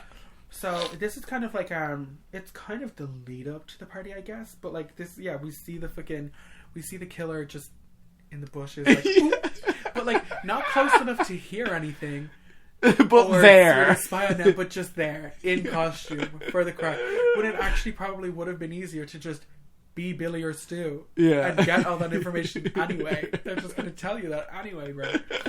I loved this because, like, again, like, it's one of those things where, can you imagine a store security man just, like, sitting there next to... This is in a spa in fucking town. And, Yeah, somebody walking around with Ghostface them, costume. just sitting there, like, stalking, watching other people stalking them. And it's just like, did a security man, like, not walk over to him and be like, What are you doing? what are you doing? I do love it. And I also love the fact that, like, literally while they're shopping, this is hilarious. The cart is like, they said, and make sure to go get some food. The fucking shopping cart is full to the top Just with snacks. And like, she has like- the gall it's to like go to the fridge, Yeah. pull out ice cream and go, she's sexually anorexic. Yeah. And I was like, oh my god, this is in such poor taste. Oh my god. Pejoratives. And this is kind of like you were only saying a couple of minutes ago, we kind of do get like bam, bam, bam, bam, bam horror references, like in this little town square. Yeah. And like with the sheriff being from Nightmare on Elm Street, getting the town that dreaded sundown. Yeah. They're setting up the idea, and they're talking about who would play a young them. right, myself. Yeah. She also says that later on. She's like, "Oh, I could be like with my luck, I'd be casted with, or they'd cast Tori Spelling as me." And she goes, why can't I even be in a good Meg Ryan movie or even a good porno? I love these things. That line like awakens something in Billy because he like he was like, eyes what? flash up and like now it's about to go down, which again in itself is a twist of the like horror virgin rules, because she still survives, you know. Actually, the two virgins, well no, she's not a virgin anymore, but Randy survives. Yes, yeah. Doesn't he say like, I'm so lucky, or I've never been so glad to be a virgin, or so, he says something along those lines. But before we were like, there was the scene with Dewey and the sheriff standing outside. Like, why is he like the ice cream? Well, like, he's just basically, they're like, what do you want me to do? Do you want me to go over there and check up on them and blah blah blah? And he's like, oh, I thought you quit smoking. I was like, while he's smoking the cigarette, like Dewey's also like incessantly licking the ice cream. And when he throws the cigarette down, I think it's in the Scary Movie or something, but I half expected Dewey to also throw down the ice cream and step on it. Well, because there's a moment where he like throws it down, and this is where we get to see the officer's boots, like, and they are the boots. But there's a moment where you can see Dewey kind of like, should I or should I go? You know, like he always wants to. But then again, we get that like another great break with Red Right Hand by Nick Cave in the bad scenes, where we get to kind of like pan across the town, and the video store is like super busy that night. Yeah, because everyone's buying movies. In this town loves horror movies, I guess. Because everybody's in the horror section. She was like, where's that one with the werewolves in it? And he goes, the Howling, right over there. But this is a great scene. This is like really great writing. This is also really intense. It is. This scene. Because Stu, I was noticing last night, I was like, Stu gives me like, this is going to sound like a joke, but it's kind of not like big like hyena energy, where it's like really kind of like, I would totally agree. Where are you going to go? But also I find Matthew Lillard in this movie so hilarious. It's like, do you think Sid would go out with me? And it's the... Yeah, no, he does this. He does this very well. Like, now, sometimes, because I was watching the Dead Meat Kill Count the other day, just to like revitalize my opinion on these things.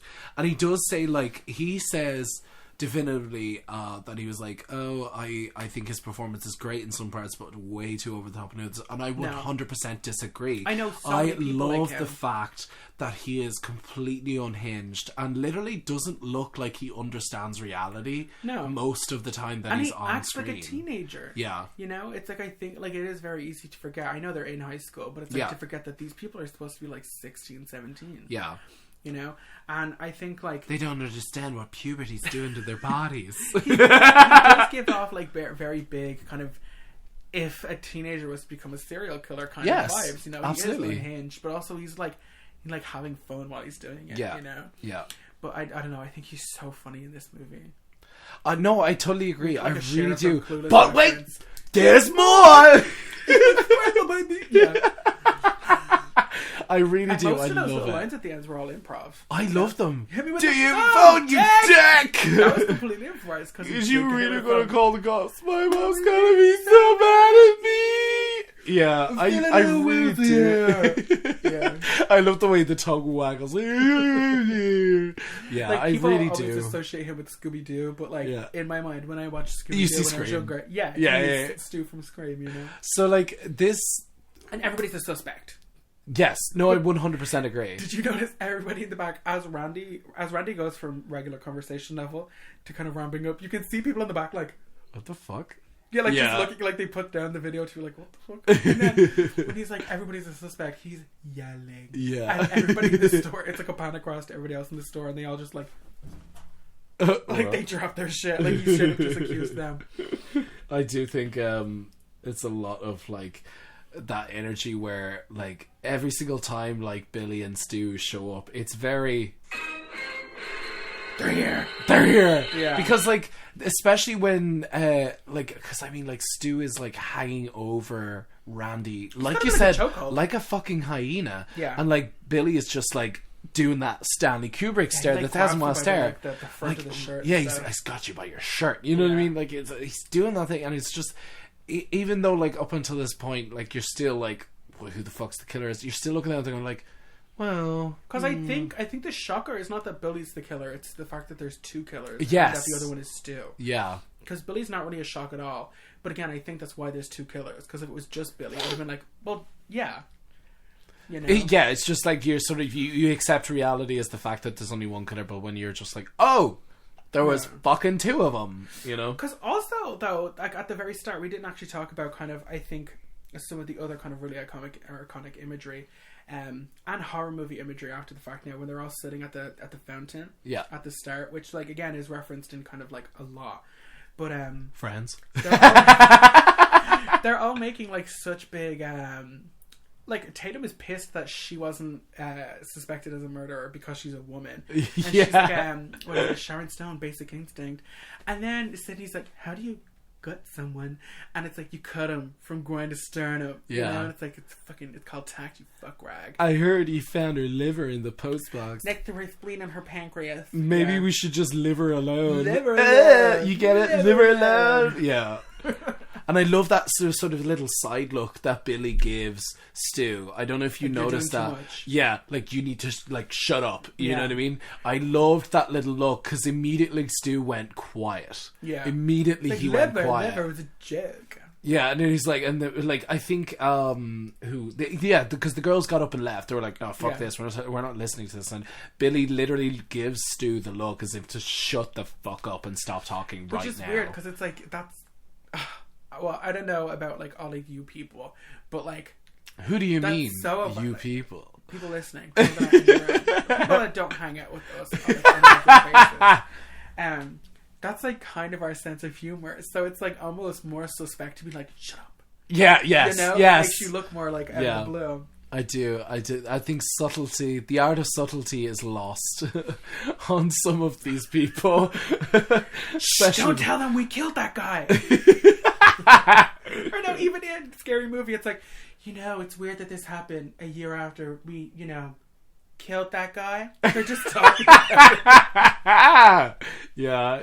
Oh God, it is. There's parts of this where you're looking and going like, yep, this is definitely. It's stronger, It's stronger in some parts, it's weaker in others. So we get to, like, the penultimate. Cut to! This is the end. Where it all starts to kind of go down. It's the night. It's about to be the 1-year anniversary of Sid's mom.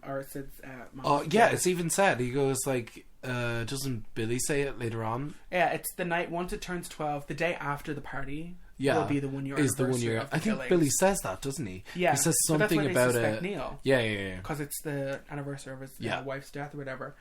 And I think there's like a weird tension between Sydney and her dad, where like they kind of like I don't because you want to fuck her. But it's weird because they kind of have like a, I don't know, like a weird kind of relationship, and I always forget that like. Yeah, this is only like a year after her mom died. Like, it's not like a way in the past thing, Yeah. But, it all starts to go down. We get Say a Prayer for the Youth of America. Do.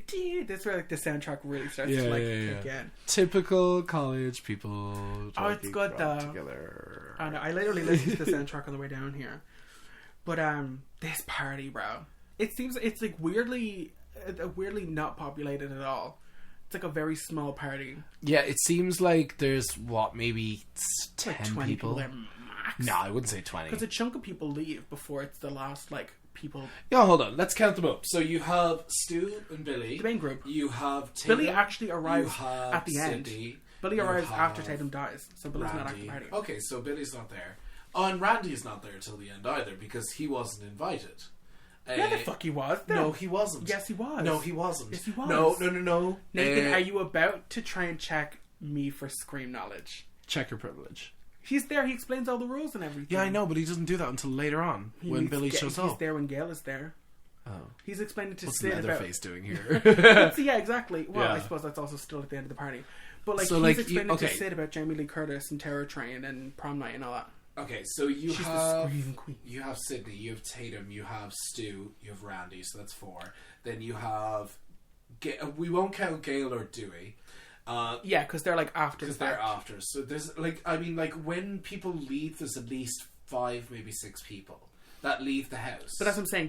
They're all like remainees, because like by the time Billy gets there as everybody else, as like a chunk of people are leaving. Yes. And then once Principal Himbury is discovered to be dead, then all of them people leave and do the ride of the Valkyries and all that kind of stuff. Let's go see it, motherfucker, dude. Like, what the Nobody fuck? here but us chickens! I still get it. Like, okay, if my 15-year-old self had just heard that It's Stand By Me. principal's thing, like, You yeah. wanna go see a dead body? Yeah. If I told you, Nathan, there's a dead body, there's a person cut in half out on your front road, you would fucking certainly go out there. Yeah, I would. Yeah. Morbid curiosity is what I would call it. Yeah, it's not illegal to lick.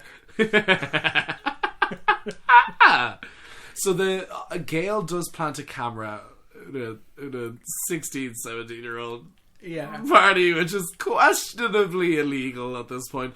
But they does set up the point that the film is delayed by It's 30 so good. seconds. It's so I even good. said this to you. I was like, this is the perfect setup for a fucking movie. I love it. It's perfect. It's like when they notice that the killer is behind Jamie, also a very, very clever, like, twist kind of thing. And, Yeah. like, oh, okay. That's breaking the fourth wall 3 times. So the first one is Randy is telling Jamie on the Curtis, TV, 'cause they're turn watching around, Halloween. fucking turn around. Yeah. You're going to die. And then us watching Ghostface standing behind Randy is turn around, saying, turn around. Oh my god! Yeah. And then it's the guys, it's the cameraman whose name is not Jesus. It's Kenny. Is saying turn around, shouting at the camera. And we're like, oh my god, it's fucking genius. It is weird. It's like this movie really does just like. Again, I'm just like ejaculating because of this movie, but it's like this movie just manages to keep little pieces of tension like that. So you are well. literally Matthew Lillard. Oh, in the 300 Ghosts. Yeah, for real. I'm Matthew Lillard in 13 Ghosts. Except There's like instead of 40 ghosts, it's victims just in scream here. movies. Whoa. I'm killing a raging clue. Well, Raging ectoplasm. it was a spooky ghost. So yeah, we got to 310 Turner Lane, Stu's house, and which you can stay in at the moment. James and Chelsea just did a video for their like Scream series retrospective. They stayed in the house. So jealous. Also, it's in the middle of nowhere in real life, so it's not like if I ever went to California, I'd just drive past. Yeah, and I'd have to go out to fucking wherever the fuck it is. But we kind of get this. We got like this setting, and this is like I don't know, like the second kind of most iconic part of this movie. It's like the showdown. It's like where everything goes down. Yeah. I was thinking like we got like this is like where they go from being spree killers to being serial killers because they kill multiple people. Yeah. There is. Oh no. I think it's just Tatum. Actually, Yeah, no, it's Tatum. Because then Tatum. Stu and Bill and Billy also die, and they tried to kill Randy and Gayle and Dewey. And they kill Kenny. Okay, it's everybody is almost dead. We went from being like, God, they were "Does anybody terrible even die?" serial. Because again, that's also one of the things that threw us off about Dewey, where she's like, "Oh, is it a serial killer?" And he's like, "No, you gotta knock off a few more to get that title." And it's like, are you going to say that? You're the police. Also, he fully just lets all these underage kids drink and then drive. Yeah. But it was the 90s, I guess. Well, speaking of which, I know the fact that obviously like Gayle is taking advantage of him and blah blah blah, but He doesn't mind. No, he doesn't. But the one thing I really do love is they manipulate your view of Dewey specifically just because of 2 things. The music and him asking, "It's a wonderful night outside. Do you want to go for a walk and check out this car with me?" That would creep me out. If And somebody you're asked just me like, that. Because he does the classic ghost story thing with the flashlight under the face and he asks her in a creepy way. Yeah. You know? And it's always, it's like, it's the music, because the music is very threatening. Yeah. Even with, like, literally, had you put on, like, you know, real sweet romantic music, that looks completely different. Wizard of Oz tornado music. No. No. If you were to put on romantic music in that, you wouldn't get that from that. No. But the music fucking really does sell it to you, and you're like, oh shit, maybe this is the part where it's revealed that it's been fucking Dewey the whole time. You know what I mean? But so same you thing really with do Gayle get it. In this exact scene, there's like kind of certain stings where it's like suspicious music. Yeah. Because she's also being kind of sketchy with like getting the camera and all that kind of stuff. Like even the way she does it, she like sneaks it in, because she knows that Dewey sees it also. He's just gonna like completely call it off. Yeah. But now that camera is so fucking clever, because it's like they see Ghostface on screen, then fully just knowing, like, fuck, there's a delay, and he just exited the house. It could be anywhere. Yeah. You know, and again, this being in the middle of nowhere, I'm like, fuck, the killer really could be anywhere. Yeah. You know, like it looks like there's just fields on fields on fields around this place. It's just this house in the middle of and you nowhere. can hear anytime anyone screams or shouts, the echo. Yes, it's so effective. Yes, I thought it made it seem kind of nightmarish or something like that, where it really sells you that there's nobody else around. You know, or it's just woods, because there is, like, directly across from the house it's a field and woods. Yeah, and then just behind it looks like a fucking dirt road and cliff at that point. You know what I mean? Yeah, it's literally like no. It's great, but the first thing, obviously, that we do want to point out then is Rosie McGowan's nipples, controversial death. No, I love it. Let's talk about this. I don't think she's a stupid bitch, because I think they parody this so heavily in Scary Movie, which is hilarious, because the girl that does it is... What is this? I spit on your garage? That's another fucking reference! Yeah, but I'm like, Tatum knows her shit. I Spit on Your Grave is a deep cut, especially for, like, then. Yeah. You know? I feel like it's hard to find a That was a deep video cut. nasty, actually. Yeah, man, that's like a rape revenge movie. I haven't actually seen it yet, though. I've seen bits of it. It's very, like... I mean, rape revenge. it's Last House on the Left, but a little bit more kind of jungle vibe. With more spit. Yeah. Yeah. But we get the shot of her. Oh, I love it so much. She opens the door, and she's just got the boobs, and the nipples are right there. And like it's cold weird. out tonight, huh? Dorothy? It's cold. They could have really painted her as like the slutty best friend, and that's why she died. But she didn't. Nobody in this movie is slutty. Nobody in this movie. No, not at all. Well, I suppose Maureen is, but she's dead. So. So it doesn't fucking matter. What is that fucking noise? It literally just triggered sound effect. I don't know. I don't fucking know. You know the triggered sound effect. You know the sound you hear when you're triggered. But also, she very easily could have fit outside that doggy door, because it's not. Now this.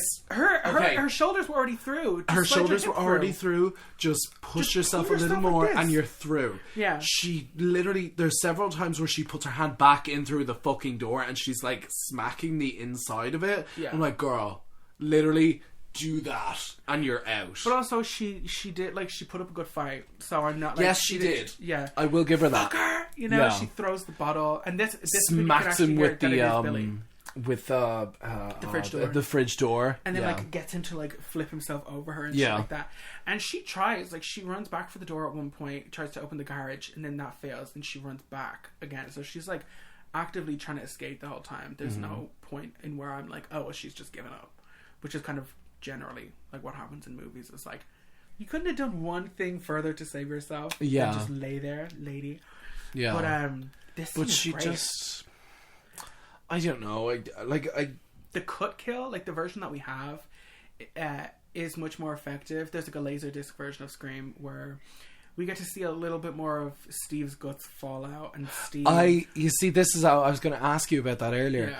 Did you see that? Because in the version that I downloaded and watched, it didn't show that at all. I actually watched the 4K version that came out like a month ago.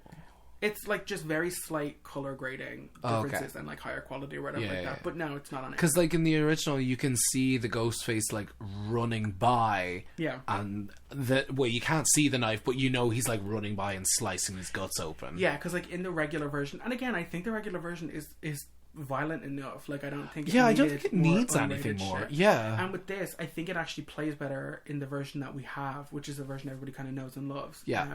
Because the Tatum dummy is a little dummy-ish, but they only show it on screen for 1 second.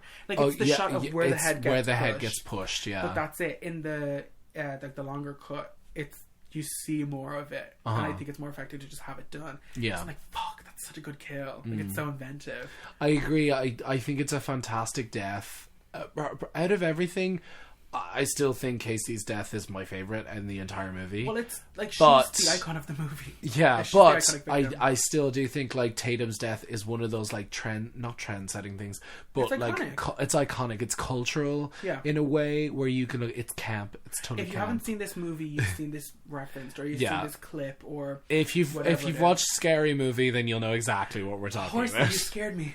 I love it so much. And then that girl, because like in Scary Movie, if y'all haven't seen it either, like Tatum is slim waist, thick hips, big boobs, but this girl, the girl in Scary Movie, she's a big girl. She's a bigger girl, but the point is like she runs for the dog door, and it's like, lady, come on. Tatum very, very. If somebody was on the other side of that dog door, like pulling Tatum out, she would have been out in a second. Yeah. You know. But again, this is the thing I noticed last night, where I'm like, this is all happening while Gayle and Dewey are still in the house. Yeah. That's crazy. Yeah. You know? I do also think that there was this one time where I was looking at the exterior of the house and I was like, where the fuck is that door? Over there. Because when you look at it from the front of the house, right?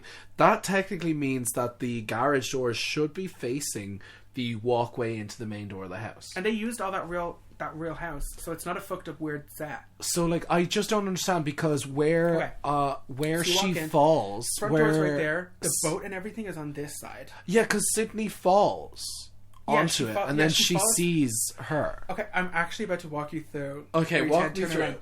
So you walk in, the foyer is there, right? In the front door, because there's the two things like this, right? Yes. Because when she runs around, the back bedroom, like the parents' room, would have been about here. Yeah. Because she tried to go that way and then went this way and they met back up in the middle and then went this way. For our audience, make sure to use your left and your right.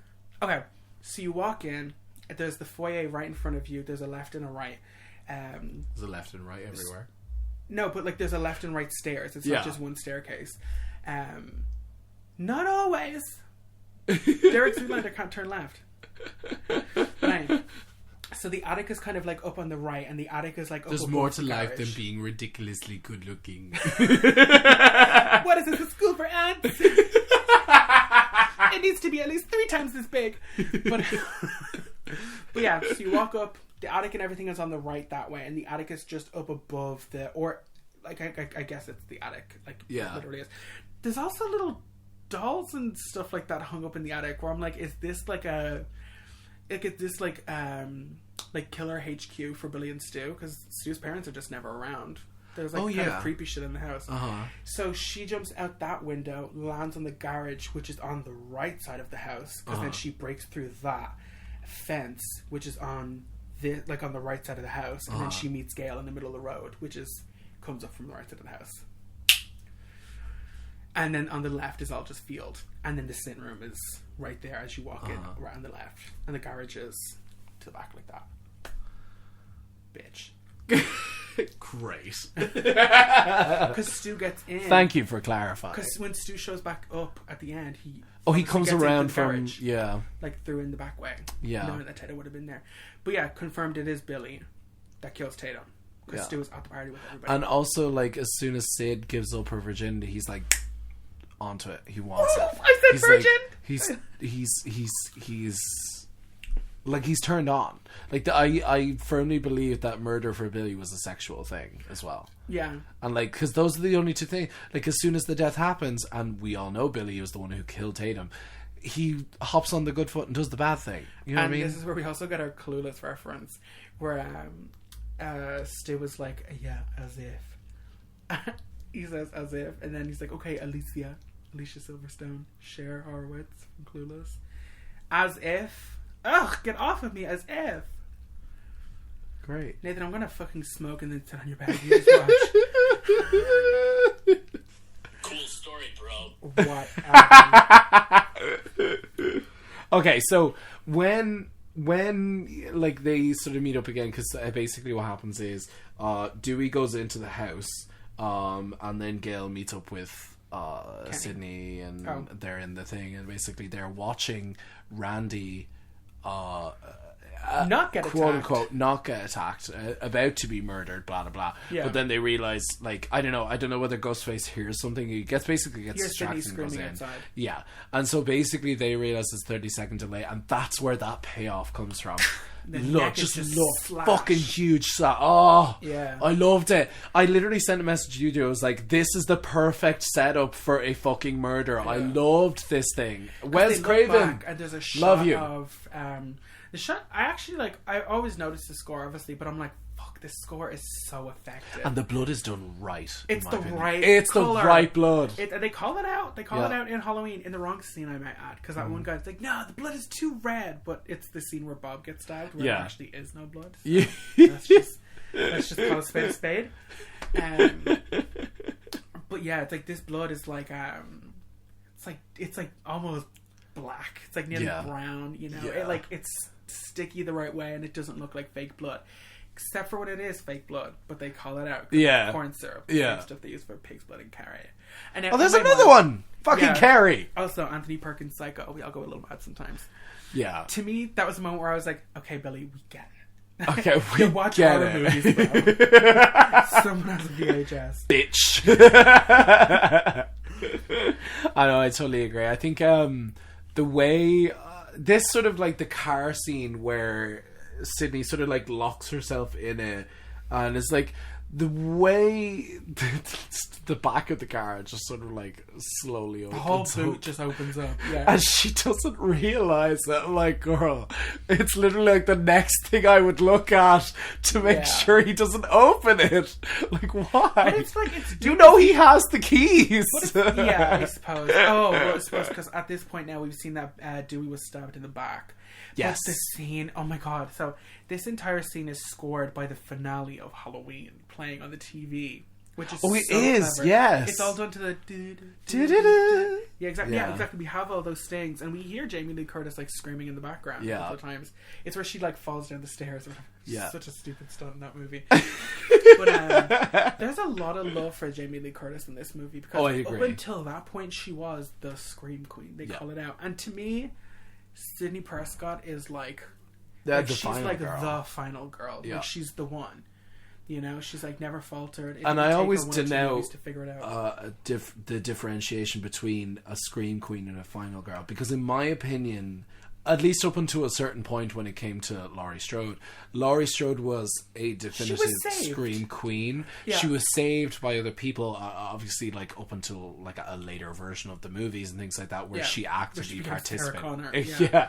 So like, I firmly believe, and like this is where I firmly believe, like Sidney Prescott is a final girl, because she from the word go, she actively fought back. Yeah. Do you know what I mean? So like, that's the difference in my head. So like, if you not necessarily that I find like female horror icon, anybody who's iconically I agree in the horror genre. And then would you put girl, Sydney up there with that? Well, she is, because she's a female like iconic horror character. Yeah, but like to me, she's like out along of with everybody. Mark Patton. Scream queen, kind of even including Ripley from Alien. Now she would be another final girl for me. She would be a final girl for sure. Because to me, it's like those are the trifecta. It's Ripley, Sydney, and Laurie. Yeah, and to an extent, Gayle, I guess. But like, I suppose I kind of pair.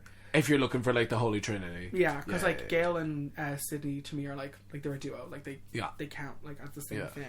Do you agree with that? Like having that differentiation between a scream queen and a final girl. Well, definitely, because also I think like Linnea Quigley, she's a scream queen, but she's never been a final girl. True. You know, but she's died a million times. But it's like she's still, like an icon for horror. Yeah. You know, or like a Toni Collette. Toni Collette is a scream queen to me now at this point in her she's career. not a final girl for but me. She's not a final girl. Yeah. Because she always does. You hear piano strings getting plucked from downstairs. But so Sydney's not a virgin Smacking anymore. a head off a wooden floor. Ceiling. So Sydney's not a virgin anymore. She got dicked down. Down. Lucky her, though. And then they're kind of Good for talking someone about, else in this pandemic, eh? And they're kind of talking about the rules or whatever. And she also, another horror movie reference, where she's saying that she doesn't want to have sex because she doesn't want to end up being like her mother, like the bad seed or something. Oh, yes. Another reference. And then, yeah, we got Silence of the Lambs. And I guess just a porn reference or whatever. So yeah, they're all still watching Halloween downstairs, whatever, and this is where we get the rules. Okay, so let's break them down. We'll go one by one. You can never have sex. Never have sex. These are the rules that one must abide by in order If to you want to successfully survive. survive a horror movie. Okay, you can never have sex. can Big never have no sex. no. Big And I no-no. love everyone's. By the way, the reactions are classic. Yeah. So the other one is you can't never do drugs drink or crack. drink. Yeah, it's what is it? It's the sin factor. It ties into the first one. Yes. And then the third one is you can never say I'll be right back. I'll 'Cause be you won't right back. Because you won't be back. I'll be right back. And then he goes, oh, by the way, this is another thing I noticed. I'll see you in the kitchen with a knife. And he does! And he It's does! so good! Ugh! Yeah, And I love the way Stu, I think I've you said have this to know earlier. that Stu was kind of like, Yeah. you know, like it worked out. It all came to plan. Yeah, that's how it works, and in my opinion, like that's exactly how this all goes. Because Stu did say, "I'll be right back." Number one, because he thought he was safe, but he knew, even with the horror movie rules, you still were going to get fucked because you fucking said it. Yeah, you still said it. And also, there's a kind of an increase now at the end of this movie of people saying, I'll be right back. Because this is where, like... Oh, Gayle says it! Gayle says, I'll be right back. Yeah. But did you notice they dubbed that over? Because she doesn't actually say that line. Oh, I didn't notice that. Yeah, her mouth says something... her mouth says something different. You can kind of see it from the side, but she doesn't say, I'll be right back. It's a dubbed-in line. Because, you can tell they just established those rules. They want to, actually, have them play out. And Dewey also says that, I think... But Gayle very definitely, the next... thing is her being like, I'll be right back to Kenny, and then she goes and fucks off with Dewey, which is so cute. I love their little dynamic together. With Dewey. He was 24 for a whole year, Nathan. But this is where Dewey starts to appear kind of suspicious. Yeah, because they start using that sinister music overtone. Yeah, he's getting her alone. He's isolating her, walking down a literal dark alleyway. I'd be terrified if I was her, because I'm like, there's an active killer going on. I'm not going to be around you. You're looking for him. Yeah. Also, you can't just have me along. Yeah. You have a gun. Yeah. You may represent the law, but that doesn't always mean the fucking truth. And they almost get mowed the fuck down by these cars. I don't know, I think it's so funny though, he's like, they're going kind of fast. He's like, slow down! And he's like, don't go! He just pushes Gayle off the side of the road. Literally pushes her out of her shoes. She's shoeless and tightless at the end of this movie as well. And they end up on top of each other and they're like, oh shit, this is Neil Prescott's car. Because that's what he was saying was looking for, was the fact that there's an abandoned car down the road, but there's not confirmed whose car it is. Yeah. And they're like, oh fuck, this is Neil's car. Kind of further shitting that themselves. They've had him this whole time, and they just kind of abandoned the car at the end of the road. Yeah. Because I'm thinking, I'm like, where the fuck are Stu's parents this whole time? Yeah. The entire time. Well, I suppose the movie literally only takes place over 3 days. It does. From Casey's death to this night. So the following night, there's only one day in Casey's between. death was that night time. So the following day is when most of the shit goes down, and then into the following. Yeah, it is only over 2 days. Yeah, and maybe Sid is 2 attacked days. to the bathroom. Oh yeah, no, it literally is 2 days, because then the party is the next night. Yeah, curfew is in place that day. Because the only reason why the party is because the principal is murdered the following day. Yeah, yeah, and then the sun comes up on the third day with Gayle reporting. Yeah, I love her at the end of this. The fact that she's got cuts and blood and scrapes and bruises all over her, and she wants to do it again. She refinishes it. Yeah. Like something like this. Hi, it's Gayle Withers. And she does the whole thing, reporting to you with an eyewitness exclusive. What did she call it? She's called a Gayle Hailstorm in Scary Movie. It's so fucking stupid. But yeah, they're talking about that, about he hates his name and stuff like that. His name is Dwight and everybody calls him Dewey. She's like, I don't know, I think it's kind of sexy. And she's like, what about Gayle? Gayle Withers. I sound like a fucking meteorologist. I love that. Even they're like bitching about the writers at that point. But again, yeah, this movie is just like, it's meta from like the jump. Yeah, from the very jump. straight up. Because Casey herself is holding a copy of Nightmare on Elm Street and Halloween. Those are the two videos she has to watch. Yeah. You know, I'm about to sit down to a movie. What kind of movie? A scary movie. Oh, I just farted. I didn't think you would hear me. Oh my god! And Steve is played by Prince in that movie. Yeah, it's my boyfriend. I fucked him a couple of times, and it's Prince literally like, ah! Which can we say the transformation between Doofus and like the whoever that guy is at the end? Just like, it's holy so cute, shit, bro! Leave the mustache. Oh no. That is.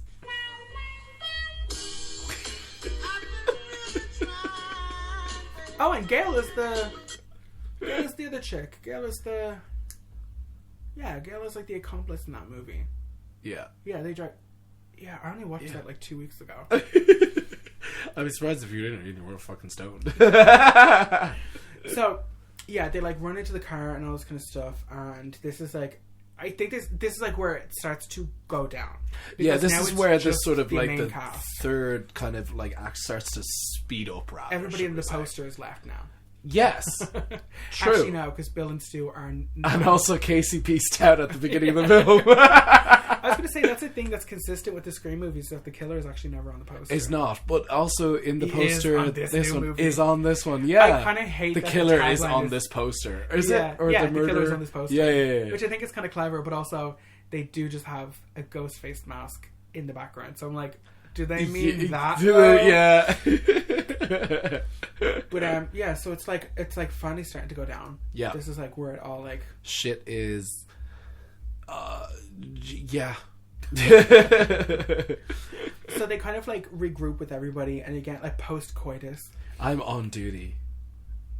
Stop fingering me right now. Get your fucking gun out of my ass. So this is like where this is like post coitus. Sid isn't a virgin anymore. But it is, I like, love it. You say that. This is supposed to say Sydney's not a virgin anymore. But it is. It's like this is huge. You know, in the 70s, like. Well, in Halloween, the reason those two friends died is because they had sex. They were fucking. That's the yeah. only reason Laurie survived.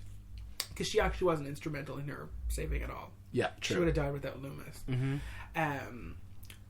But yeah, this is where she starts to be like, wait, hold on, who did you call? Again, being clever girl, like she's like doing her little I love the way you investigation change your accent for just those two words. It's a Jurassic Park reference. I know. Clever girl. He has to like tip his hat. He's like, you got me. Fair play. You did it. Yeah, go on. You might as well. Go on, eat it. Sure, look.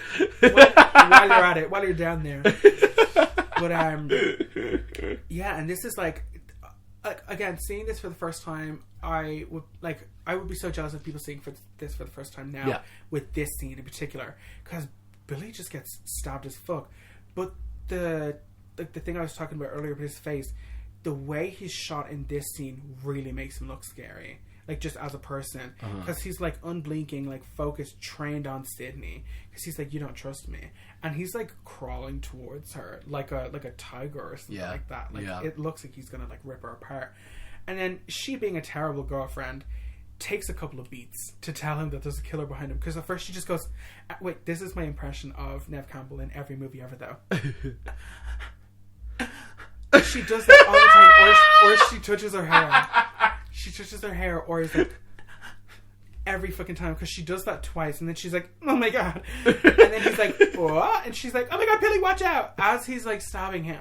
You could have the 20 seconds it took for the killer to open the door and walk in here. You couldn't have told me that he was there straight away. But yeah, watching this movie for the first time, I would have been so thrown off by this, because it's like there's a confirmation he's not the killer. Yeah, and then like it would make you just completely reevaluate the entire movie, you know, because he was red herring number one. And again, up until this point, we still don't know there's two killers. I do also at this point look at it and I go, well, knowing now what I know, I wouldn't have had my little accident. Miss Venezuela. So like, how did he get the blood on his shirt? Like, How did that work? Squib. What's a squib? Wow, call yourself a movie fan. It's like a blood pack. It's like a prompted thing. It's Where? like if I shoot you and the blood comes out. I don't know, a fake knife. Nathan, how did we have scream masks with blood in them when we were kids? No, but like, syrup. see, here's the thing. Like, we just watched Billy put the shirt on. We just watched him do that. Yeah, but then he turns his back to Sydney. We don't see him get stabbed. Sydney. Well, yes, of course we don't see him. But how the fuck was he? What was he doing? Was he sign languaging with fucking Stu being like, "Give me the fucking blood bag"? Stu could have had it though. Stu could have totally had it on him. How? How? He's With wearing a what? fucking Ghostface costume. With How did they change what? A bag What was he doing? A There was bag of fake literally blood. what? 3 stabs, 2 stabs, Bag of and fake then it's blood. like, oh, Bag of fake blood. How did it work? That's what a squib is. Yeah, I know, but By like, where the squeezing fuck it. is it, and where's By he going? squeezing it. You're not supposed to think about it this hard. Where did that blood come from? Are you even human? It's Where did the fake blood come blood. from? I Why- see you. Why did I have 6 wings on Halloween? Costumery. You know, you make it fucking happen. You know, I think like killing somebody is a little bit more extreme than putting some fake blood on your friend. True. But like this to me was such a good twist, and it like still is though, where it's just like, oh shit. Okay, so number 1 suspect ruled out, and like Yeah. I think my mind might have gone to, well, it has to be the dad. Yeah, because like you do get the obvious confirmation from, and at this point, Dewey did not show up bloody on the door either. No, yeah, So, that's all like- done completely off screen. Yeah, so like you don't know whether it's Neil or it's Dewey, and then of course you rule out Dewey because he gets it in the back. So And and at then least with she the does the limp. smart thing, which I love. Fuck you both. Fuck you both. She does equilibrium. I Very love it. Ripley. Yeah, You she's know? survivalist. You cannot break quarantine. I love it.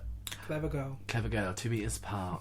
So like, I mean, that's how I love that. And then obviously like, Billy comes down the stairs in the most glorious of fashion. Oh my god, the roll. Like, okay, skeet, like, nice.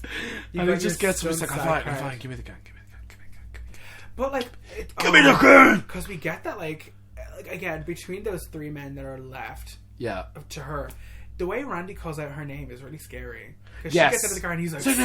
Sydney! Yeah. And he's just kind of running at her or whatever Yeah. like that. And then Stu is also there, and I'm like, I would love to have seen the little squabble between Stu and Randy. Just kind of like Oh, on the because perimeter of the he house. is certain. He's gone crazy. He's so certain. Because Randy's like looking at her, it's like, he is the fucking killer. Yeah. He is. So Like, the what one thing made him I always think look at that? that, I'm like, how. Like, what was that confrontation about for him to fucking know that Stu's that been Stu was the costumed killer? the whole time. Yeah. Like, obviously Stu was just upstairs with... Oh, well, no, actually, I lie. Because Billy gets stabbed, some little shits go down, and then Stu appears outside. Like, Yeah. it's not as instantaneous as you think. Yeah. But then this is where we get the reveal, where he just turns around and shoots Randy right in the chest. In the shoulder. It's where he gets his love It's a flesh scar wound. for Sid. Love They it. bring it up in the second movie. And, yeah, I think this is, like, where the actual real shocker is not only is Billy the killer, and not only is Stu the killer... Well, actually, yeah, that is it. Like, the fact that like, But the plot unfolds further. yeah, it's not the fact that we know the killer; it's the fact that there's 2 killers, which Yes. makes it like so much more inescapable. Like, no matter where Casey went in the opening scene, she would have been fucked because she was caught. You know, he gave her 2 options: front door or back door. Am I right, ladies? Why Front not door, both? back door, Yeah. side door, crawl space, attic, Sharon Stone. She's no Sharon Stone. Sharon Stoner. Oh my That's a great drug god. name. Stop it. Sharon Stone does fuck. I mean, really. But for real, when I was younger, I thought that you could just buy a voice changer like that. Yeah, this is utter horseshit. It's so good though. Yeah. It doesn't sound at all like the extra thing. The actual voice being done by Roger Jackson. He never met anybody on set, but he actually was on the phone, like during all the calls, like with Drew Barrymore and shit like that. Like she's really on the phone to that guy, and he's got such a good voice. The voice is sexy though. But I think I was gonna it's say, I was like, intentional. it's because it's like kind of sexy. low and it's like kind of grumbly and stuff Who like is that. this? I want to have sex with your voice. I think I had the wrong number. Yeah, Casey in that scene is a little bit less innocent than she appears, and like not to say that like obviously like she deserves to be killed and stuff like that, but she's like she kind of flirts. She was a slag though. So but she really was she slag was stabbed though. Because she kind of like she lies, where she's like, and he's like, so you didn't answer my question. Do you have a boyfriend? And she's like, no. You know, just trying to like play up to it. Yeah. It was actually going to be my opening line today. Was hi, I'm Lee, and I'm big, and I play football, and I'll kick the shit out of you. Or in scary movies, like, he's big and he's black, and he'll kick the shit out of you. And then the boyfriend ends up being Prince. Now this story does kind of conclude with again, like I have to sort of give it to Matthew Lillard for like his performance, because this performance really is out of everything at the end. I'm gonna say the standout part of the thing was he's Matthew scarier. Lillard. Yeah, he is scarier. He is like he's They're very unhinged. different. They're very, very different. Yeah, there's very like, two Billy different is very, sides of the killers. aggressive, Like brute force, where he's kind of just ripping apart the house. yeah, But like Stu is like, oh, this dude is crazy though. Mm-hmm. Like this dude like probably didn't need that much convincing. yeah. You know, like Billy's the one that's got motive, but it's like Matthew Lillard's just doing it for the crack of it, like because it's fun, I guess. yeah, Yeah. and like that to me is just Scarier. way scarier, because like what was he like Pre before that. this? Like, was he going around killing animals? Like, what Or, was he doing Exactly. What was the conversation between Billy and Stu to get to this point? Yeah. You know, because like Casey and Steve have nothing to do with Sid at all. Yeah. Like they could have just killed Sydney, and that's the entire point, you know, because like Sid's like the end goal, I guess. But it's like, nah, fuck him, because she broke up with me, and now she's with Steve. Fuck it, we're gonna go over there. Yeah, we're gonna fuck them up. Fuck them up. Yeah, You know? it's very true. And Principal Himbrain, because fuck your principal. Yeah. There's always some fucked up reason to kill your principal. But we won't go there. They actually do have that though. That you can say it's like there's always some fucked up reason to kill your girlfriend in a horror movie. Yeah, If you're the killer, you know, it just makes sense. but like this performance honestly is just like I said. You said like if Billy was like a wolf, Matthew would be like the hyena, Which I find know what more mean? frightening. Yeah, because because it's like more kind of fucked up and sadistic. honestly, it's just like and laughing while he does it. Like, but wait, there's more. Yeah. Pulls out her dad with a ball gag, but like it's true, and like this, it's just like. Oh, like the way he's psyching himself up to like get stabbed and Get it, baby! you know, I like love yeah, he's just oh Get god, stabbed in the side. it's just fucking nuts. Yeah. And then he's just starts to obviously like decline with the amount of what does Billy do? He stabs him like 6 times, 7 Stabs times. him in the side. That, also in the Laserdisc, we get to see a lot more of this. Yes, Where, we like, do, because we it's get like to- cut strategically just above the belly we button. hear it. Yeah, we can hear it, them but we getting can't stabbed. see it. Yeah. The sound effects for the stabs of these movies are great, because it's not just the usual like pencil and an apple. You can hear like skin bursting in a way. Like it Yes. sounds like somebody stabbing like a bag full of air. Yeah. Like it's what I imagine it would sound like if like your fucking torso gets stabbed open. Yeah. You know. But yeah, Sid is like she's like, are you You sick were sick fucks. You've seen one too many movies. Don't you blame the movie, Sid? Yeah. What is it? Movies don't create psychos. Movies make psychos more creative. And then stabs him another few times, yeah. Which I guess is true and was also super relevant at the time, though. The idea of art imitating life, or like art influencing life, because Yeah. like again, this movie was kind of brought up post Columbine and stuff like that Yes. as an influence of. It's why Scream 3 was like the script was like changed up a lot. you Yes. know, because of stuff like that. A lot actually changed from Columbine, but it's just you can't help but get those vibes of like 2 teenage boys, best friend, doing some fucked up kind of psychotic shit, you Yeah. know. Like the vibe is there, but also I am of the opinion that like no, art does not make you more violent. You're either violent or you're not violent. Yes, I would totally agree. It's the same thing that like violent video games make violent people. I mean, it's bullshit. It's total bullshit. It just doesn't happen. It's like no, ripping the wings off of flies makes you a violent person as a child, or like Yeah. pulling spiders apart by their legs. It's like Yeah. there was always that one kid in class where it was like, okay, all right, Yeah. I've seen this movie.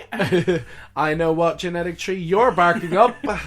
For real, it's like, look at us. It's like we watch like the most like ultra violent fucking like fucked up twisted shit. Ultraviolence. Sorry, I had to do A that. fucking Lana stand. When I hear ultra violence, my mind goes Clockwork Orange. Oh my god. And you go to her like happiest album or whatever like that.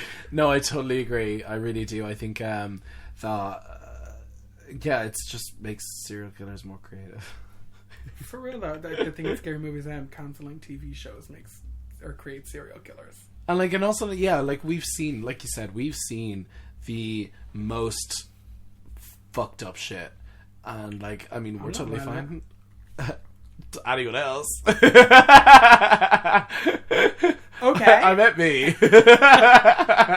No, but you know what I mean? It's like, I think that's just such a bullshit argument though. Oh, it is. It's a straw man argument. It falls apart once you start to like nitpick at it. No, I think they might have gotten away with it at the time. Not have gotten away Yeah, with it, no, but I think they would have had a they fair did shot because at the time. they very clearly like changed a whole storyline of part 3 because of it. Yeah. So like, Yeah, like it did have an they really influence. did, yeah. But then that's life affecting art, not the opposite way around. Yeah. You know, That's but true. also with Columbine, it's like there was a lot of like blame placed on like Marilyn Manson and all this kind of stuff. They were just looking for stuff, and it's like, Yeah. or your kid was fucking like psycho and wanted to Yeah. fucking hurt people. That was the satanic panic as well, because they were looking at people like, oh, Marilyn Manson is a Satanist, going to make my kids Satanists and all this type of shit too. Bullshit. So, yeah, total true. Total bullshit. Now Marilyn Manson is a piece of shit, but like Yeah, exactly. I do love him. So we're just getting like some really stunning like cinematic parallels now, where it's Laurie Strode is basically like narrating the rest of this movie with her screams, but when Stu gets, should we get there yet? Because Yeah, go for it. okay. Yeah. When Stu is killed, the final thing that's on the TV is Laurie Strode. Yeah. I love it. And it's also like, it's a big fucking massive TV head death. It's like this thick. It's one of Yeah. the old ass TVs. It's a TV from the very early 2000s, late 90s, and Yeah. it's perfect. Of the Love it. earliest. Excellent death. Excellent death. And it's a glass screen, meaning that shit had to cave his face in Now, people before it theorize electrocuted him. and have theorized for years, even up until literally now, and I guess we'll see in 3 weeks, that Stu didn't die. That he was just like institutionalized or arrested or some shit like that. And I'm like, no, I think that's bullshit. No, because they he's would have dead. mentioned it in the canon. Dead. He's dead, dead. He's dead. He ain't coming back. He's 6 feet under. He ain't coming back up. But we get to see like Sid, the Untitled Buried series. the hatch. When she's in the costume, when she actually when she flips it and turns it around on them, oh, it's so good. Yeah. You know, and like I love while that's happening that sorry to cut you off, but I Okay. love the way that's happening. It's parallel to what's happening with Laurie on Yeah. screen, because she's in the Also closet, in the closet, yeah. and like while Michael's trying to get in, and like she uses umbrella. the wire hangers where she uses an umbrella and literally Right into fucking the shoulder. like stabs him not once but twice, I think. Yeah, she like initially gets him, and again, this is another thing that also happened in Scream 3. Skeet Ulrich had like some kind of like already pre-existing like injury there. Yeah. So when she gets in the second time, when he like and falls to the floor, that's like real. And in the third movie where she's I don't want to tell you, she's fucking with the killer at the end, and they also had like a pre-existing injury right there, and she gets them like in the back with like an ice pick. Oh wait, no, it's his And- brother, her brother or something, her stepbrother or something like that. half Whatever. played by Scott Foley. Yeah, and she like really like gets him with an ice pick in the back, so it's like his reaction is genuine in that movie too.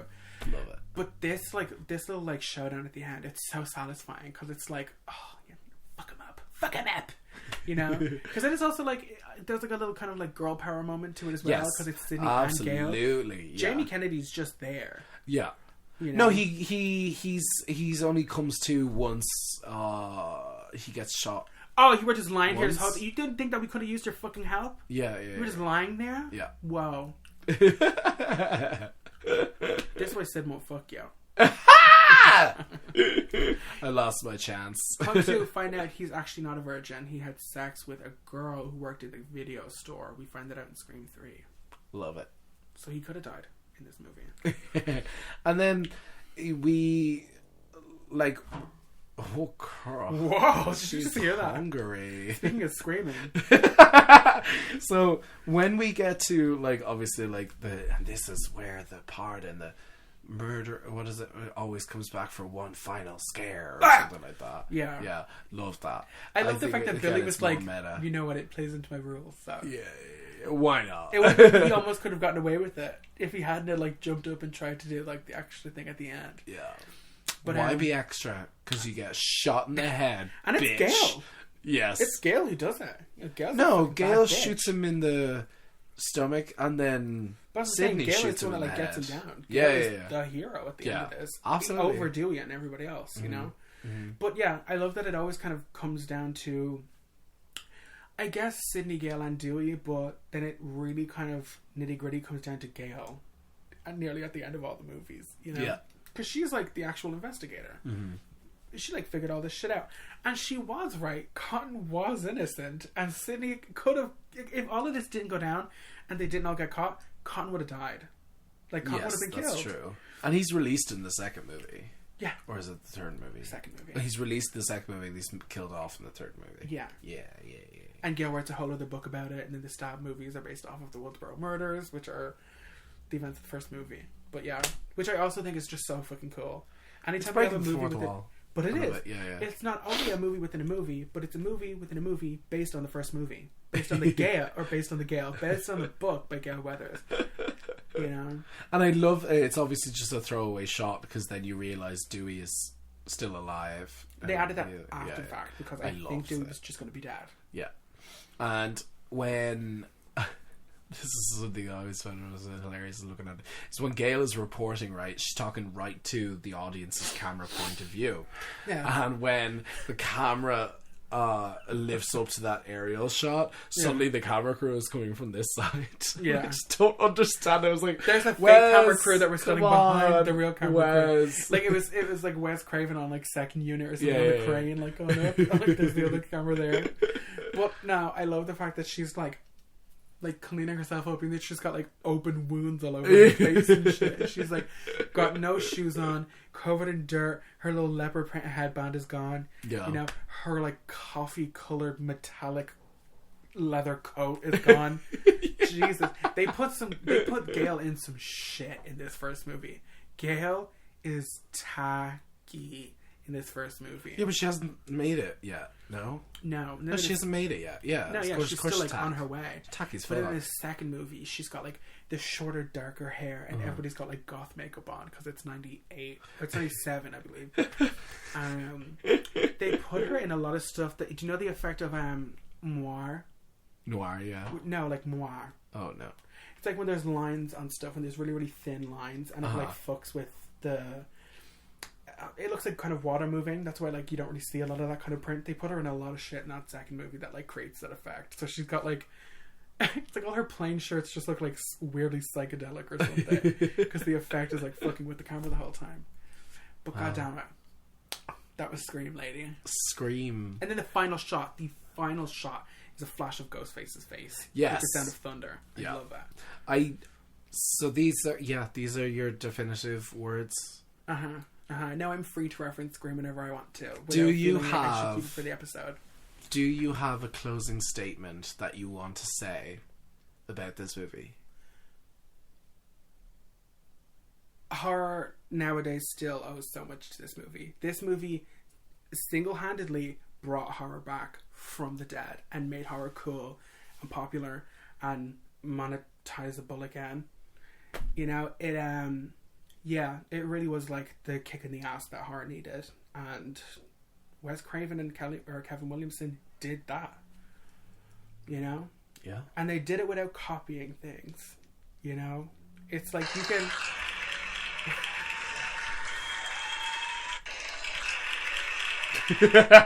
Are you gonna play it twice?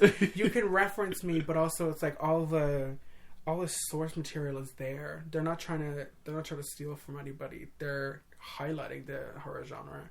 Because then, like, in the video store, there's Frankenstein is playing on TV. And then in the second movie, when Cece is killed, it's Nosferatu is playing on TV, you know?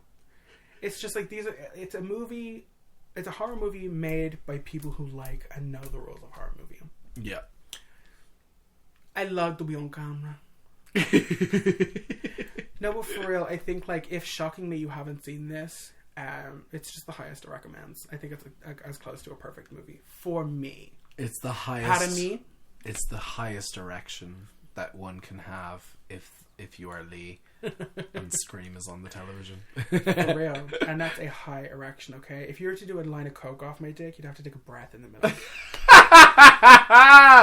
The high erection. The grand high erection. If you were to try to look at my dick, you would need a friend's help because it would take more than one set of eyes to see the whole thing. Let's just say if I have to take a dick pic, it has to be a panorama. Literally, this turned into you talking about your penis. No, I love this movie. Favorite movie of all time. And I'm like not embarrassed of it. Yeah. You know, it's not a guilty pleasure at all. Absolutely not. This is one of those films that had changed the cultural zeitgeist. No, and I say that within the most sincerest way because very definitely the same thing is something. Yes, there's the era of decline, and then there's a very clear demarcation between the decline before it, that all the spin-offs that came after it, and then the rise again of like modern horror as you and I know it. So like, yeah, it really has changed. It changed the game in the mid 90s, and I think since then this is sort of like the goalpost that that the football needs to be kicked over. Did I really just make a sports reference? But I know exactly you know what I mean. It's like there's Frankenstein, Dracula, Psycho, Halloween, Jaws, Scream. Yes. And I to me, there's kind of yet to be another one that really like reinvents it. Maybe Paranormal Activity, because that kind of kicked off the whole.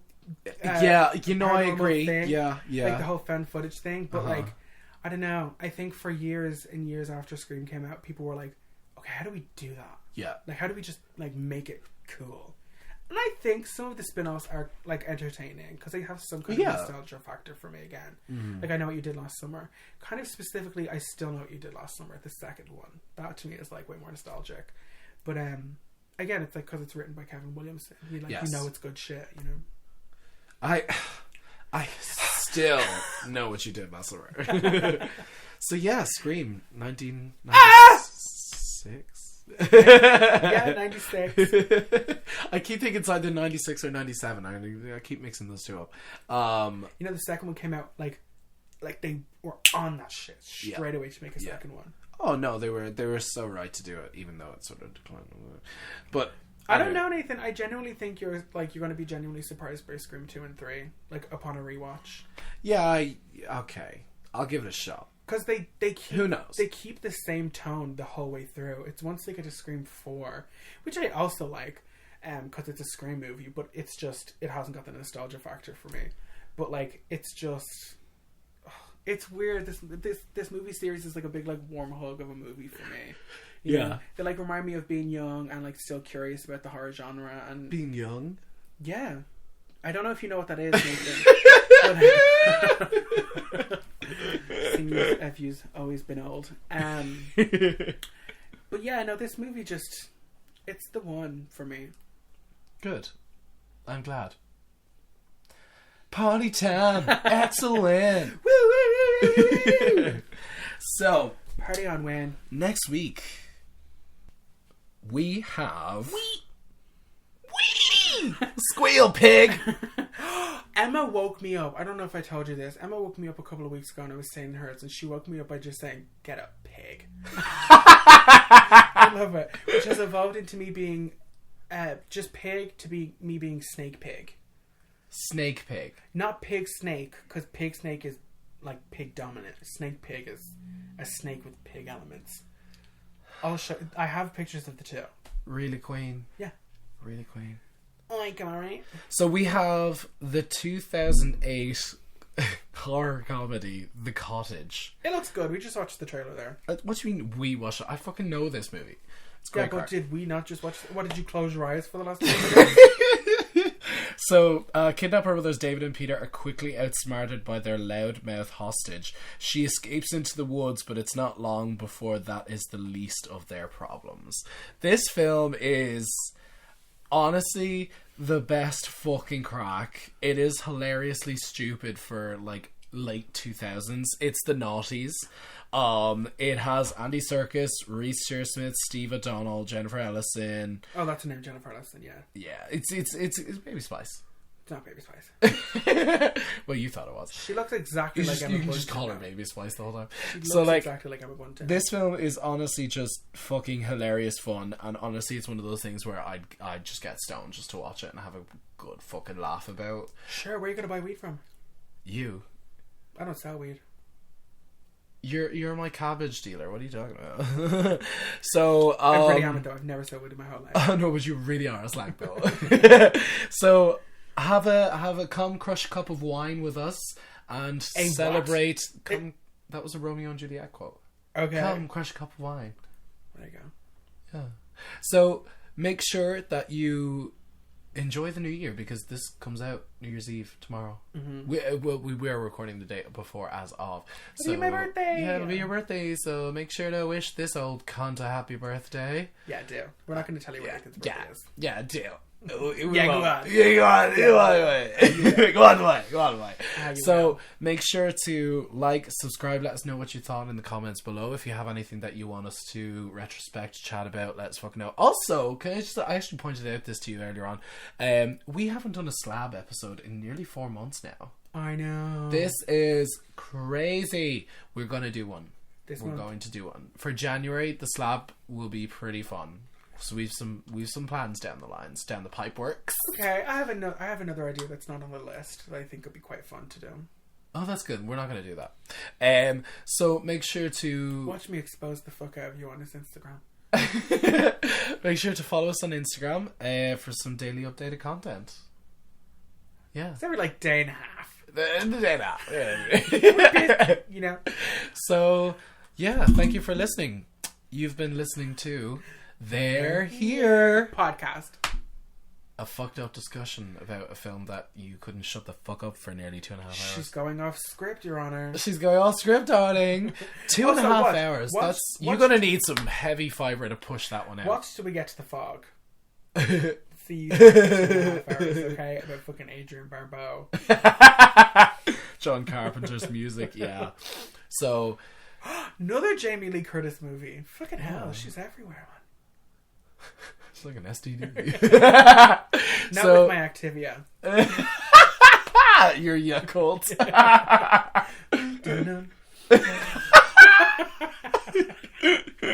Okay, we're signing off. That's it. Fuck off. And Happy New Year. And unpleasant dreams. Yeah, that. Have a good rest of 2021. But don't stay out too late. Don't go out in public. Wear a mask. Don't hang around in big groups. Most places it's 3 for $10 for an antigen test. Me and your friends just got splits on a few. Be safe. Nathan doesn't have covers on his sheets. Well, goodbye. Happy birthday, Lee. Goodbye. Goodbye.